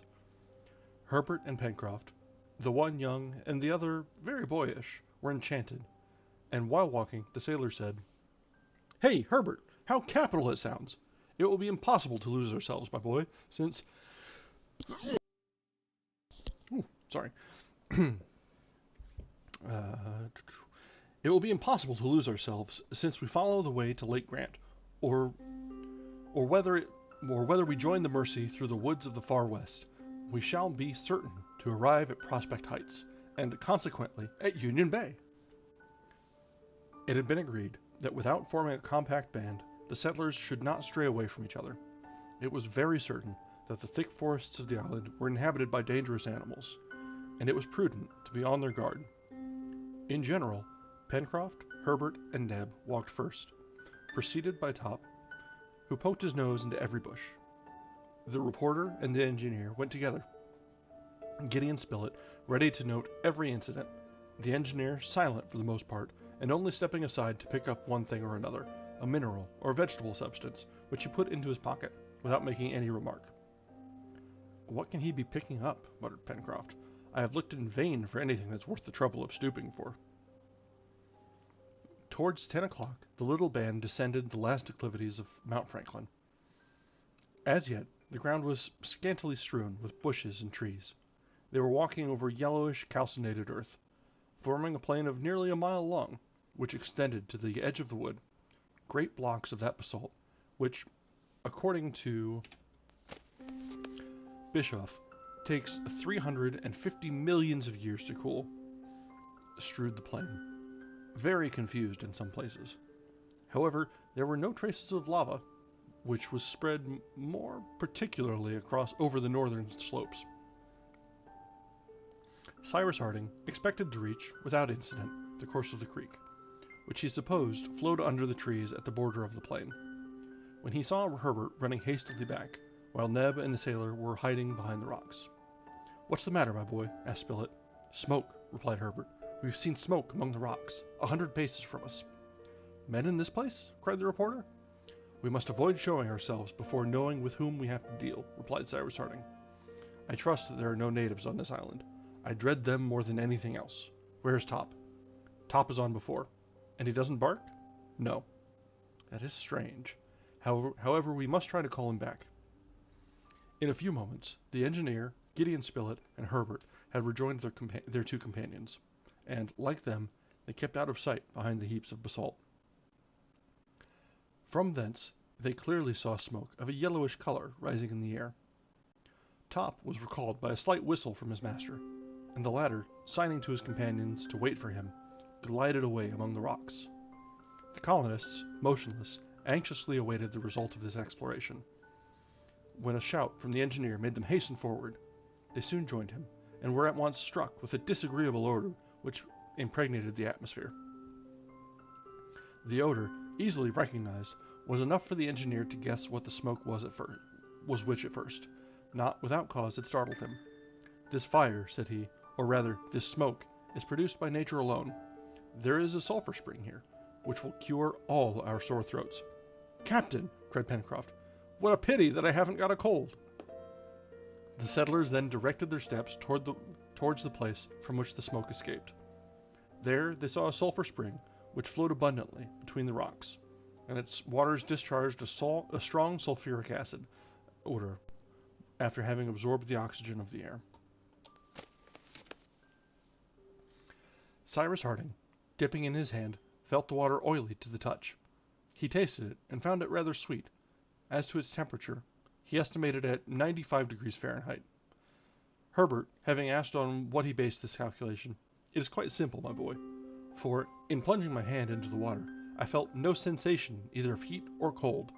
Therefore, it has the same temperature as the human body, which is about 95 degrees." The sulphur spring not being of any actual use to the settlers, they proceeded towards the thick border of the forest, which began some 100 paces off.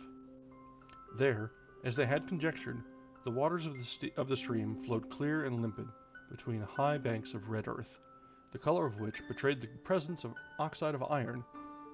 From this color, the name of Red Creek was immediately given to the watercourse. It was only a large stream, deep and clear, formed of the mountain water, which, half river, half torrent, here rippling peacefully over the sand, there falling against the rocks or dashing down in a cascade, ran towards the lake, over a distance of 1.5 miles, its breadth varying from 30 to 40 feet. Its waters were sweet, and it was supposed that those of the lake were so also, a fortunate circumstance, in the event of their finding on its borders a more suitable dwelling than the Chimneys. As to the trees, which some 100 feet downwards shaded the banks of the creek, they belonged, for the most part, to the species which abound in the temperate zone of America and Tasmania, and no longer to those conifera observed in that portion of the island already explored some miles from Prospect Heights. At this time of the year, the commencement of the month of April, which represents the month of October in this hemisphere, that is, the beginning of autumn, they were still in full leaf. They consisted principally of casuarinas and eucalypti, some of which next year would yield a sweet manna, similar to the manna of the East. Clumps of Australian cedars rose on those sloping banks, which were also covered with the high grass called tussock in New Holland. But the coconut, so abundant in the archipelagos of the Pacific, seemed to be wanting in the island. The latitude, doubtless, being too low.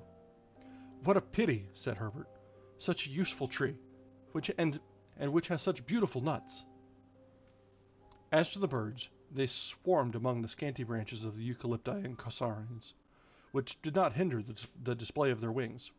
Black, white, or gray cockatoos, paroquets, with plumage of all colors, kingfishers of a sparkling green and crowned with red, blue lories, and various other birds appeared on all sides, as through a prism, fluttering about and producing a deafening clamor.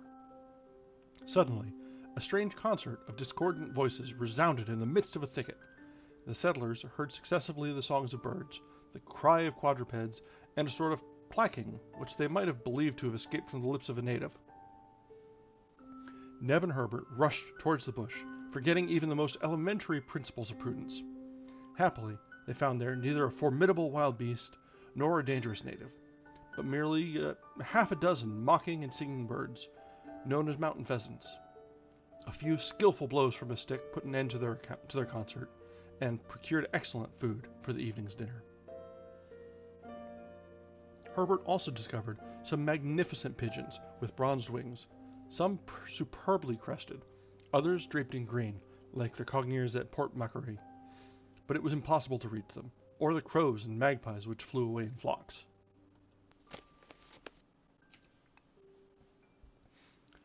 A charge of small shot would have made great slaughter among these birds, but the hunters were still limited to sticks and stones, and these primitive weapons proved very insufficient. Their insufficiency was still more clearly shown when a troop of quadrupeds, jumping, bounding, making leaps of 30 feet, regular, flying mammiferae, fled over the thickets, so quickly and at such a height that one would have thought they had passed from one tree to another like squirrels. "Kangaroos!" cried Herbert. "Are they good to eat?" asked Pencroft. "Stewed," replied the reporter. "Their flesh is equal to the best venison." Gideon Spilett had not finished this exciting sentence when the sailor, followed by Neb and Herbert, darted on the kangaroo's tracks. Cyrus Harding called them back in vain, but it was in vain, too, for the hunters to pursue such agile game, which was bounding away like balls. After a chase of 5 minutes, they lost their breath, and at the same time all sight of the creatures, which disappeared in the wood. Top was not more successful than his masters. "Captain," said Pencroft, when the engineer and reporter had rejoined them, "Captain, you see quite well we can't get on unless we make a few guns. Will that be possible?" "Perhaps," replied the engineer, "but we will begin by first manufacturing some bows and arrows, and I don't doubt you will become as clever in the use of them as the Australian hunters." "Bows and arrows!" said Pencroft scornfully. "That's all very well for children." "Don't be proud, friend Pencroft," replied the reporter. "Bows and arrows were sufficient for centuries to stain the earth with blood. Powder is but a thing of yesterday, and war is as old as the human race, unhappily." "Faith, that's true, Mr. Spilett," replied the sailor, "and I always speak too quickly. You must excuse me." Meanwhile, Herbert, constant to his favorite science, natural history, reverted to the kangaroos, saying, "Besides, we had to deal just now with the species which is most difficult to catch. They were giants with long gray fur, but if I am not mistaken, there exist black and red kangaroos, rock kangaroos, and rat kangaroos, which are more easy to get hold of. It is reckoned that there are about a dozen species." "Herbert," replied the sailor sententiously, "there is only one species of kangaroos to me, that is, kangaroo on the spit, and it's just the one we haven't got this evening." They could not help laughing at Master Pencroft's new classification. The honest sailor did not hide his regret at being reduced for dinner to the singing pheasants, but fortune once more showed itself obliging to him. In fact, Top, who felt that his interest was concerned, went and ferreted everywhere, with an instinct doubled by a ferocious appetite. It was even probable that if some piece of game did fall into his clutches, none would be left for the hunters. If Top was hunting on his own account, but Neb watched him, and he did well.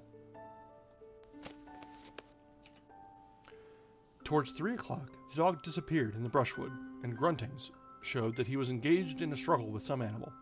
Neb rushed after him, and soon saw Top eagerly devouring a quadruped, which, 10 seconds later, would have been past recognizing in Top's stomach. But fortunately, the dog had fallen upon a brood, and besides the victim he was devouring, 2 other rodents. The animals in question belonged to that order. Lay strangled on the turf.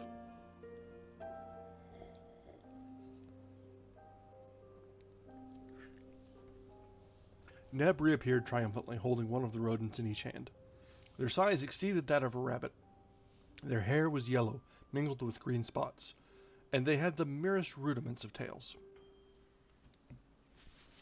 The citizens of the Union were at no loss for the right name of these rodents. They were maras, a sort of agouti, a little larger than their cogniers of tropical countries, regular American rabbits, with long ears, jaws armed on each side with 5 molars, which distinguished the agouti. "Hurrah!" cried Pencroft. "The roast has arrived, and now we can go home." The walk, interrupted for an instant, was resumed. The limpid waters of the Red Creek flowed under an arch of casuarinas, banksias, and gigantic gum trees. Superb lilacs rose to a height of 20 feet. Other arborescent species, unknown to the young naturalist, bent over the stream, which could be heard murmuring beneath the bowers of verdure. Meanwhile, the stream grew much wider, and Cyrus Harding supposed that they would soon reach its mouth. In fact, on emerging from beneath a thick clump of beautiful trees, it suddenly appeared before their eyes.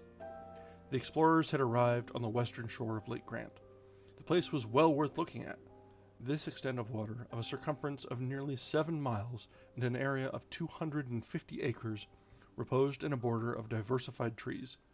Towards the east, through a curtain of verdure, picturesquely raised in some places, sparkled an horizon of sea. The lake was curved at the north, which contrasted with the sharp outline of its lower part. Numerous aquatic birds frequented the shores of this little Ontario, on which the 1,000 isles of its American namesake were represented by a rock which emerged from its surface some 100 feet from the southern shore. There lived in harmony several couples of kingfishers, perched on a stone, grave, motionless, watching for fish, then darting down. They plunged in with a sharp cry, and reappeared with their prey in their beaks. On the shores and on the islets strutted wild ducks, pelicans, and water hens, red beaks, phelidons furnished with a tongue like a brush, and 1 or 2 specimens of the splendid Menura, the tail of which expands gracefully like a lyre. As to the water of the lake, it was sweet, limpid, rather dark, and from certain bubblings, and the concentric circles which crossed each other on the surface, it could not be doubted that it abounded in fish. "This lake is really beautiful," said Gideon Spilett. "We could live on its borders." "We will live there," replied Harding. The settlers, wishing to return to the Chimneys by the shortest way, descended towards the angle formed on the south by the junction of the lake's bank. It was not without difficulty that they broke a path through the thickets and brushwood, which had never been put aside by the hand of men, and they thus went towards the shore, so as to arrive at the north of Prospect Heights. 2 miles were cleared in this direction, and then, after they had passed the last curtain of trees, appeared the plateau, carpeted with thick turf, and beyond that the infinite sea. To return to the Chimneys, it was enough to cross the plateau obliquely for the space of a mile, and then to descend to the elbow formed by the first detour of the Mercy. But the engineer desired to know how and where the overplus of the water from the lake escaped, and the exploration was prolonged, under the trees, for 1.5 miles towards the north. It was most probable that an overfall existed somewhere, and doubtless through a cleft in the granite. This lake was only, in short, an immense center basin, which was filled by degrees by the creek, and its waters must necessarily pass to the sea by some fall. If it was so, the engineer thought that it might perhaps be possible to utilize this fall, and borrow its power, actually lost without profit to anyone. They continued, then, to follow the shores of Lake Grant by climbing the plateau, but after having gone 1 mile in this direction, Cyrus Harding had not been able to discover the overfall, which, however, must exist somewhere. It was then 4:30. In order to prepare for dinner, it was necessary that the settlers should return to their dwelling. The little band retraced their steps, therefore, and by the left bank of the Mercy, Cyrus Harding and his companions arrived at the Chimneys. The fire was lighted, and Neb and Pencroft, on whom the functions of cooks naturally devolved, to the one in his quality of negro, the other in that of the sailor, quickly prepared some broiled agouti, to which they did great justice. The repast at length terminated, and at the moment when each one was about to give himself up to sleep, Cyrus Harding drew from his pocket little specimens of different sorts of minerals, and just said, "My friends, this is iron mineral, this is a pyrite, this is a clay, this is lime, and this is coal. Nature gives us these things. It is our business to make a right use of them. Tomorrow we will commence operations." And that is the end of chapter 12. Things are going so well that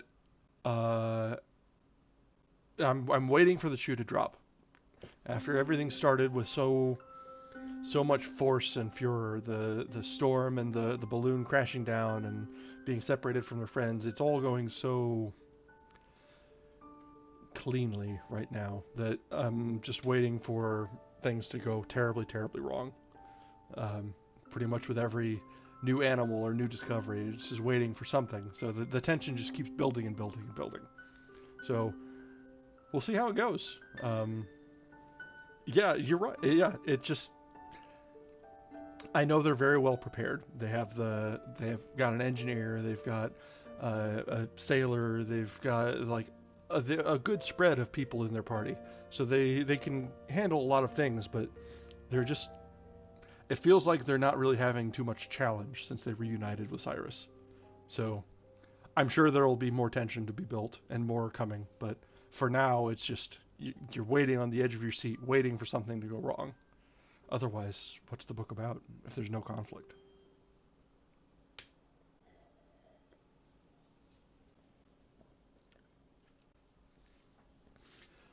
All right, let's try and get through chapter 13 here, and we'll see how long that takes us, and we'll see, get at least one, maybe two more in tonight. And now we begin chapter 13. Well, Captain, where are we going to begin? Asked Pencroft the next morning of the engineer. At the beginning, replied Cyrus Harding. And, in fact, the settlers were compelled to begin at the very beginning. They did not possess even the tools necessary for making tools, and they were not even in the condition of nature, who, having time, husbands her strength. They had no time, since they had to provide for the immediate wants of their existence, and, though profiting by acquired experience, they had nothing to invent. Still they had everything to make. Their iron and their steel were as yet only in the state of minerals, their earthenware in the state of clay, their linen and their clothes in the state of textile material. It must be said, however, that the settlers were men in the complete and higher sense of the word. The engineer Harding could not have been seconded by more intelligent companions, nor with more devotion and zeal. He had tried them. He knew their abilities. Gideon Spilett, a talented reporter, having learned everything so as to be able to speak of everything, would contribute largely with his head and hands to the colonization of the island. He would not draw back from any task. A determined sportsman, he would make a business of what till then had only been a pleasure to him. Herbert, a gallant boy, already remarkably well informed in the natural sciences, would render greater service to the common cause. Neb was devotion personified, clever, intelligent, indefatigable, robust, with iron health. He knew of little about the work of the forge, and could not fail to be very useful in the colony. As to Pencroft, he had sailed over every sea, a carpenter in the dockyards in Brooklyn, assistant tailor in the vessels of the state, gardener, cultivator during his holidays, etc., and, like all seamen, fit for anything. He knew how to do everything. It would have been difficult to unite 5 men, better fitted to struggle against fate, more certain to triumph over it. At the beginning, Cyrus Harding had said. Now, this beginning of which the engineer spoke was the construction of an apparatus which would serve to transform the natural substances. The part which heat plays in these transformations is known. Now fuel, wood, or coal was ready for immediate use. An oven must be built to use it. What is this oven for? Asked Pencroft. To make the pottery which we have need of, replied Harding. And of what shall we make the oven? With bricks. And the bricks? With clay. Let us start, my friends. To save trouble, we will establish our manufactory at the place of production. Neb will bring provisions, and there will be no lack of fire to cook the food. No, replied the reporter. But if there is a lack of food for want of instruments for the cause... Ah, if only we had a knife, cried the sailor. Well, asked Cyrus Harding. Well, I would soon make a bow and arrows, and there could be plenty of game in the larder. Yes, a knife, "A sharp blade," said the engineer, as if he was speaking to himself. At this moment his eyes fell upon Top, who was running about on the shore. Suddenly Harding's face became animated. "Top, here!" said he. The dog came at his master's call. The latter took Top's head between his hands, and, unfastening the collar which the animal wore round his neck, he broke it in two, saying, "There are 2 knives, Pencroft." 2 hurrahs from the sailor was the reply. Top's collar was made of a thin piece of tempered steel. They had only to sharpen it on a piece of sandstone, then to raise the edge on a finer stone. Now, sandstone was abundant on the beach, and 2 hours after the stock of tools in the colony consisted of 2 sharp blades, which were easily fixed in solid handles. The production of their first tools was hailed as a triumph. It was indeed a valuable result of their labor, and a very opportune one. They set out. Cyrus Harding proposed that they should return to the western shore of the lake, where the day before he had noticed the clayey ground of which he possessed a specimen.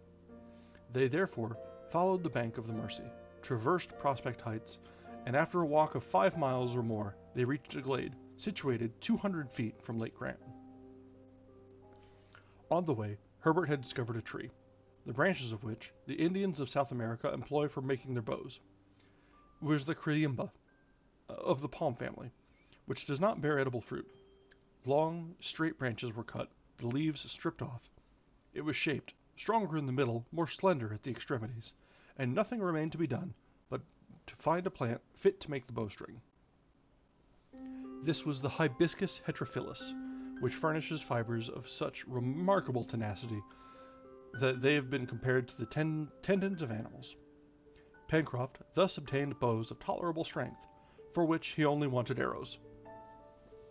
These were easily made with straight, stiff branches, without knots, but the points with which they must be armed, that is to say, a substance to serve in lieu of iron, could not be met with so easily. But Pencroft said that having done his part of the work, chance would do the rest. The settlers arrived on the ground which had been discovered the day before, being composed of the sort of clay which is used for making bricks and tiles. It was very useful for the work in question. There was no great difficulty in it. It was enough to scour the clay with sand, then to mold the bricks and bake them by the heat of a wood fire. Generally, bricks are formed in molds, but the engineer contented himself with making them by hand. All that day and the day following were employed in this work. The clay, soaked in water, was mixed by the feet and hands of the manipulators, and then divided into pieces of equal size. A practiced workman can make, without a machine, about 10,000 bricks in 12 hours. But in their 2 days of work, the 5 brickmakers on Lincoln Island had not made more than 3,000, which were ranged near each other, until the time when their complete desiccation would permit them to be used in building the oven. That is to say, in 3 or 4 days. It was on the 2nd of April that Harding had employed himself in fixing the orientation of the island, or, in other words, the precise spot where the sun rose. The day before, he had noted exactly the hour when the sun disappeared beneath the horizon, making allowance for the refraction. This morning he noted, no less exactly, the hour at which it reappeared. Between this setting and rising, 12 hours, 24 minutes passed. Then, 6 hours, 12 minutes after its rising, the sun on this day would exactly pass the meridian, and the point of the sky which it occupied at this moment would be the north. At the said hour, Cyrus marked this point, and putting in a line with the sun 2 trees which would serve him for marks, he thus obtained an invariable meridian for his ulterior operations. The settlers employed the 2 days before the oven was built in collecting fuel. The branches were cut all round the glade, and they picked up all the fallen wood under the trees. They were also able to hunt with greater success, since Pencroft possessed some dozen arrows armed with sharp points. It was Top who had furnished these points by bringing in a porcupine, rather inferior eating, but of great value thanks to the quills with which it bristled. These quills were fixed firmly at the ends of the arrows, the flight of which was made more certain by some cockatoo's feathers. The reporter and Herbert soon became very skillful archers. Game of all sorts in consequence abounded at the chimneys: capybaras, pigeons, agoutis, grouse, etc. The greater part of these animals were killed in the part of the forest on the left bank of the Mersey, to which they gave the name of Jacamar Wood, in remembrance of the bird which Pencroft and Herbert had pursued when on their first exploration.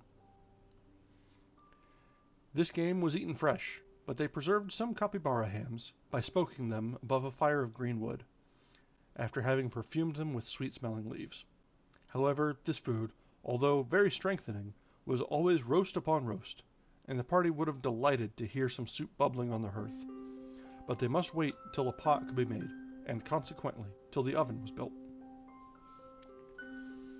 During these excursions, which were not extended far from the brick-field, the hunters could discern the recent passage of animals of large size, armed with powerful claws, but they could not recognize the species. Cyrus Harding advised them to be very careful, as the forest probably enclosed many dangerous beasts. And he did right indeed. Indeed, Gideon Spilett and Herbert one day saw an animal which resembled a jaguar. Happily, the creature did not attack them, or they might not have escaped without a severe wound. As soon as he could get a regular weapon, that is to say, one of the guns which Pencroft begged for, Gideon Spilett resolved to make desperate war against the ferocious beasts, and exterminate them from the island. The chimneys, during these few days, was not made more comfortable, for the engineer hoped to discover, or build, if necessary, a more convenient dwelling. They contented themselves with spreading moss and dry leaves on the sand of the passages, and on these primitive couches the tired workers slept soundly. They also reckoned the days they had passed on Lincoln Island, and from that time kept a regular account. The 5th of April, which was Wednesday, was 12 days from the time when the wind threw the castaways on this shore. On the 6th of April, at daybreak, the engineer and his companions were collected in the glade, at the place where they were going to perform the operation of baking the bricks. Naturally, this had to be in the open air, and not in a kiln, or rather, the agglomeration of bricks made an enormous kiln, which would bake itself. The fuel, made of well-prepared faggots, was laid on the ground, and surrounded with several rows of dried bricks, which soon formed an enormous cube, to the exterior of which they contrived air holes. The work lasted all day, and it was not until the evening they set fire to the faggots. No one slept that night, all watching carefully to keep up the fire. The operation lasted 48 hours, and succeeded perfectly. It then became necessary to leave the smoking mass to cool, and during this time Neb and Pencroft, guided by Cyrus Harding, brought, on a hurdle made of interlaced branches, loads of carbonate of lime and common stones, which were very abundant to the north of the lake. These stones, when decomposed by heat, made a very strong quicklime, greatly increased by slacking, at least as pure as if it had been produced by calcination of chalk or marble. Mixed with sand, the lime made excellent mortar. The result of these different works was that, on the 9th of April, the engineer had at his disposal a quantity of prepared lime and some thousands of bricks. Without losing an instant, therefore, they began the construction of a kiln to bake the pottery, which was indispensable for their domestic use. They succeeded without much difficulty. 5 days after, the kiln was supplied with coal, which the engineer had discovered lying open to the sky towards the mouth of the Red Creek, and the first smoke escaped from a chimney 20 feet high. The glade was transformed into a manufactory, and Pencroft was not far wrong in believing that from this kiln would issue all the products of modern industry. In the meantime, what the settlers first manufactured was common pottery, in which to cook their food. The chief material was clay, to which Harding added a little lime and quartz. This paste made regular pipe clay, with which they manufactured bowls, cups molded on stones of a proper size, great jars and pots to hold water, etc. The shape of these objects was clumsy and defective, but after they had been baked in a high temperature, the kitchen of the chimneys was provided with a number of utensils, as precious to the settlers as the most beautifully enameled china. We must mention here that Pencroft, desirous to know if the clay thus prepared was worthy of its name of pipe clay, made some large pipes, which he thought charming, but for which, alas, he had no tobacco. And that was a great privation to Pencroft. But tobacco will come, like everything else, he repeated, in a burst of absolute confidence.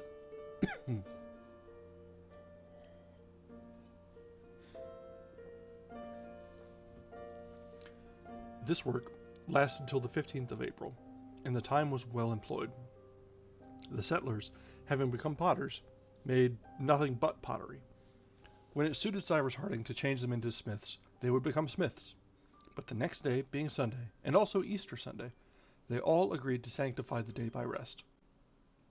These Americans were religious men, scrupulous observers of the precepts of the Bible, and their situation could not but develop sentiments of confidence toward the author of all things. On the evening of the 15th of April, they returned to the Chimneys, carrying with them the pottery, the furnace being extinguished until they could put it to a new use.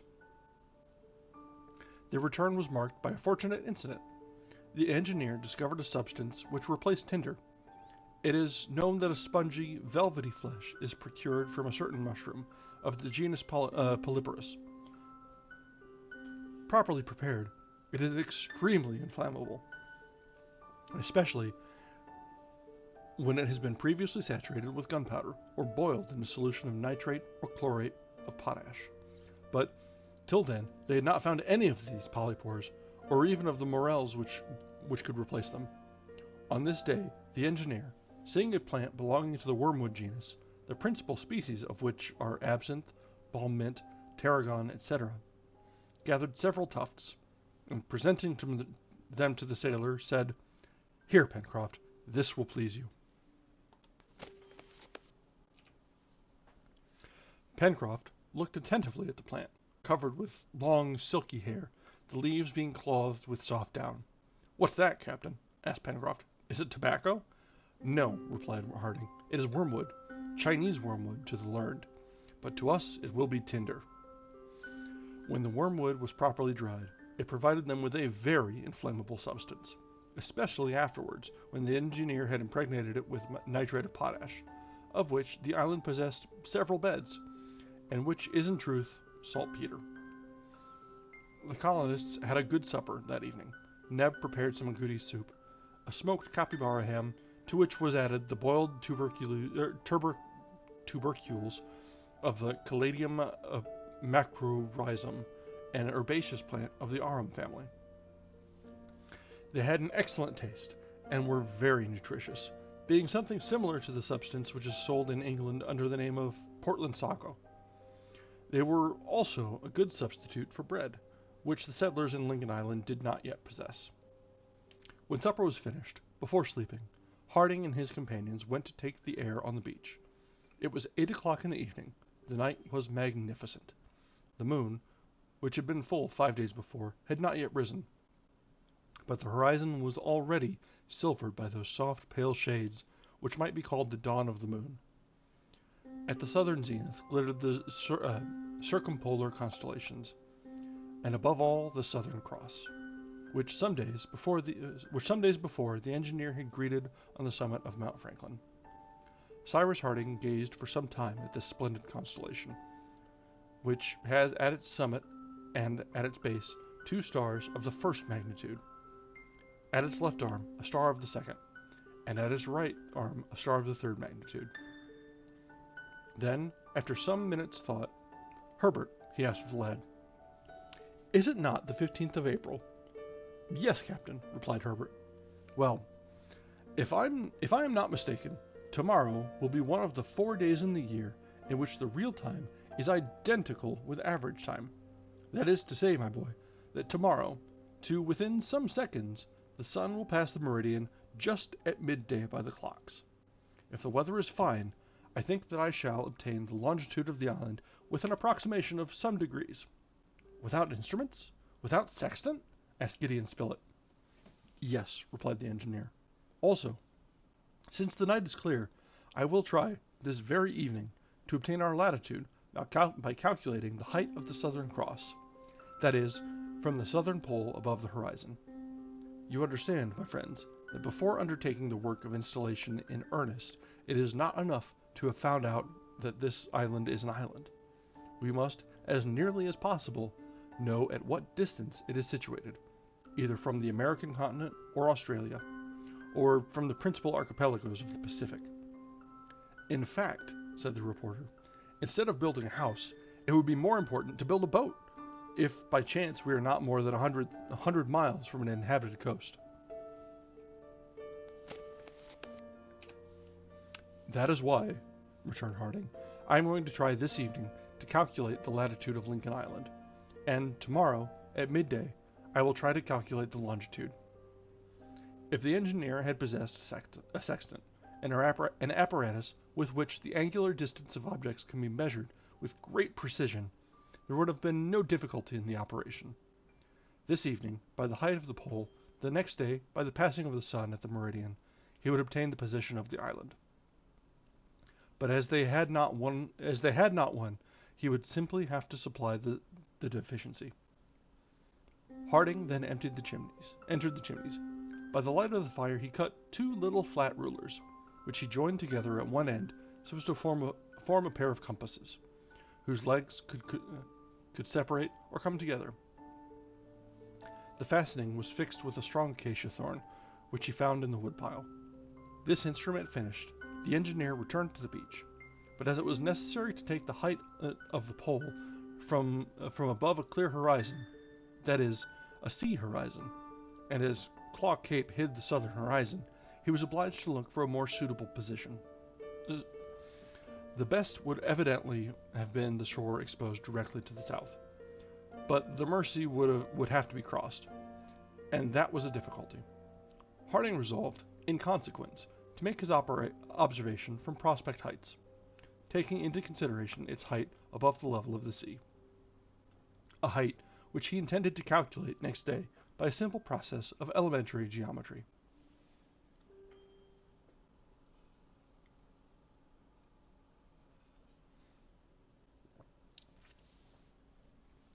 The settlers, therefore, went to the plateau, ascending the left bank of the Mersey, and placed themselves on the edge, which looked northwest and southeast, that is, above the curiously shaped rocks which bordered the river. This part of the plateau commanded the heights of the left bank, which sloped away from the extremity of Claw Cape and to the southern side of the island. No obstacle intercepted their gaze, which swept the horizon in a semicircle from the cape to Reptile End. To the south of the horizon, lighted by the first rays of the moon, was very clearly defined against the sky. At this moment, the Southern Cross presented itself to the observer in an inverted position, the star Alpha marking its base, which is nearer to the southern pole. This constellation is not situated as near to the Antarctic pole as the polar star is to the Arctic pole. The star Alpha is about 27 degrees from it, but Cyrus Harding knew this and made allowance for it in his calculation. He took care to observe the moment when it passed the meridian below the pole, which would simplify the operation. Cyrus Harding pointed one leg of the compasses to the horizon, the other to Alpha, and the space between the 2 legs gave him the angular distance which separated Alpha from the horizon. In order to fix the angle obtained, he fastened with thorns the 2 pieces of wood on a third placed transversely, so that their separation could be properly maintained. That done, there was only the angle to calculate by bringing back the observation to the level of the sea, taking into consideration the depression of the horizon, which would necessitate measuring the height of the cliff. The value of this angle would give the height of Alpha, and consequently that of the pole above the horizon. That is to say, the latitude of the island, since the latitude of a point of the globe is always equal to the height of the pole above the horizon of this point. The calculations were left for the next day, and at 10 o'clock everyone was sleeping soundly. And that brings us to the end of chapter 13. So, assuming everything goes well, with a little bit of complicated maths and geometry, Cyrus should have the general location on the globe of the island, and assuming which, let's be honest, the whole party's got a bit of a Gary Stu vibe going on. Someone will know well enough with latitude and longitude to know where about they are and how close they are to anything else. So it's reasonably certain that the party will know about where they are, which is a decent start. They'll be able to know whether they need to make a boat or settle in for the long haul and hope for some passerby. But as we're coming to that, it is a little past 10 here. I'm about finished with my bottle of wine, so I think now is a decent point to end for the night. We've come up to chapter 14. We're about 20% through the book, so we're making a solid progress, about 10% a night. So I'm pretty happy with this. We'll be with this book for a while yet, which is fine. Verne is a pleasure to read. That's absolutely true. He was giving everyone a little bit more attention. Earlier on, he was definitely slobbing over the engineer, but the rest have had some spotlight today, and they're coming into their own characters. We're not just the surly sailor and everyone else that's perfect. So we're getting a little bit more characterization and interest. But we'll see. We're still early in the book. We're only about a fifth of the way through. So there's lots of time for characters to grow and develop. And the plot really, if we're looking at it objectively, hasn't truly begun yet. They're established that they're not shipwrecked, but they're balloon wrecked on the island and stranded, but they're doing their best to keep on. It's reminiscent of like the Robinson Crusoe and things like that, which is about of a time, considering when this was written. And it's all well put together. You can't fault Verne for the authorship, and it's all very interesting. It's all kind of slow yet. There's a lot happening after the initial rush of the first chapter or so. It's a lot of gradual progression. So the plot will really take off soon, I'm sure. At which point, Lord only knows where it goes. But I think for now, we're probably set for a good evening. And I think we are I think tomorrow I'll not have a stream. I'll be busy watching sports ball. It's that day. It happens. I'm sorry. I think our next stream is scheduled in that case for Tuesday. And then we'll try and get into a solid rhythm. So, but for now, I think we're looking good. And I hope everyone has enjoyed this book so far. I certainly have. Thank you, Ziyan, for the suggestion in the first place. And we'll return to it soon. Until then, have a great night. I hope everyone's enjoying themselves and having a great weekend. All right. Thank you very much.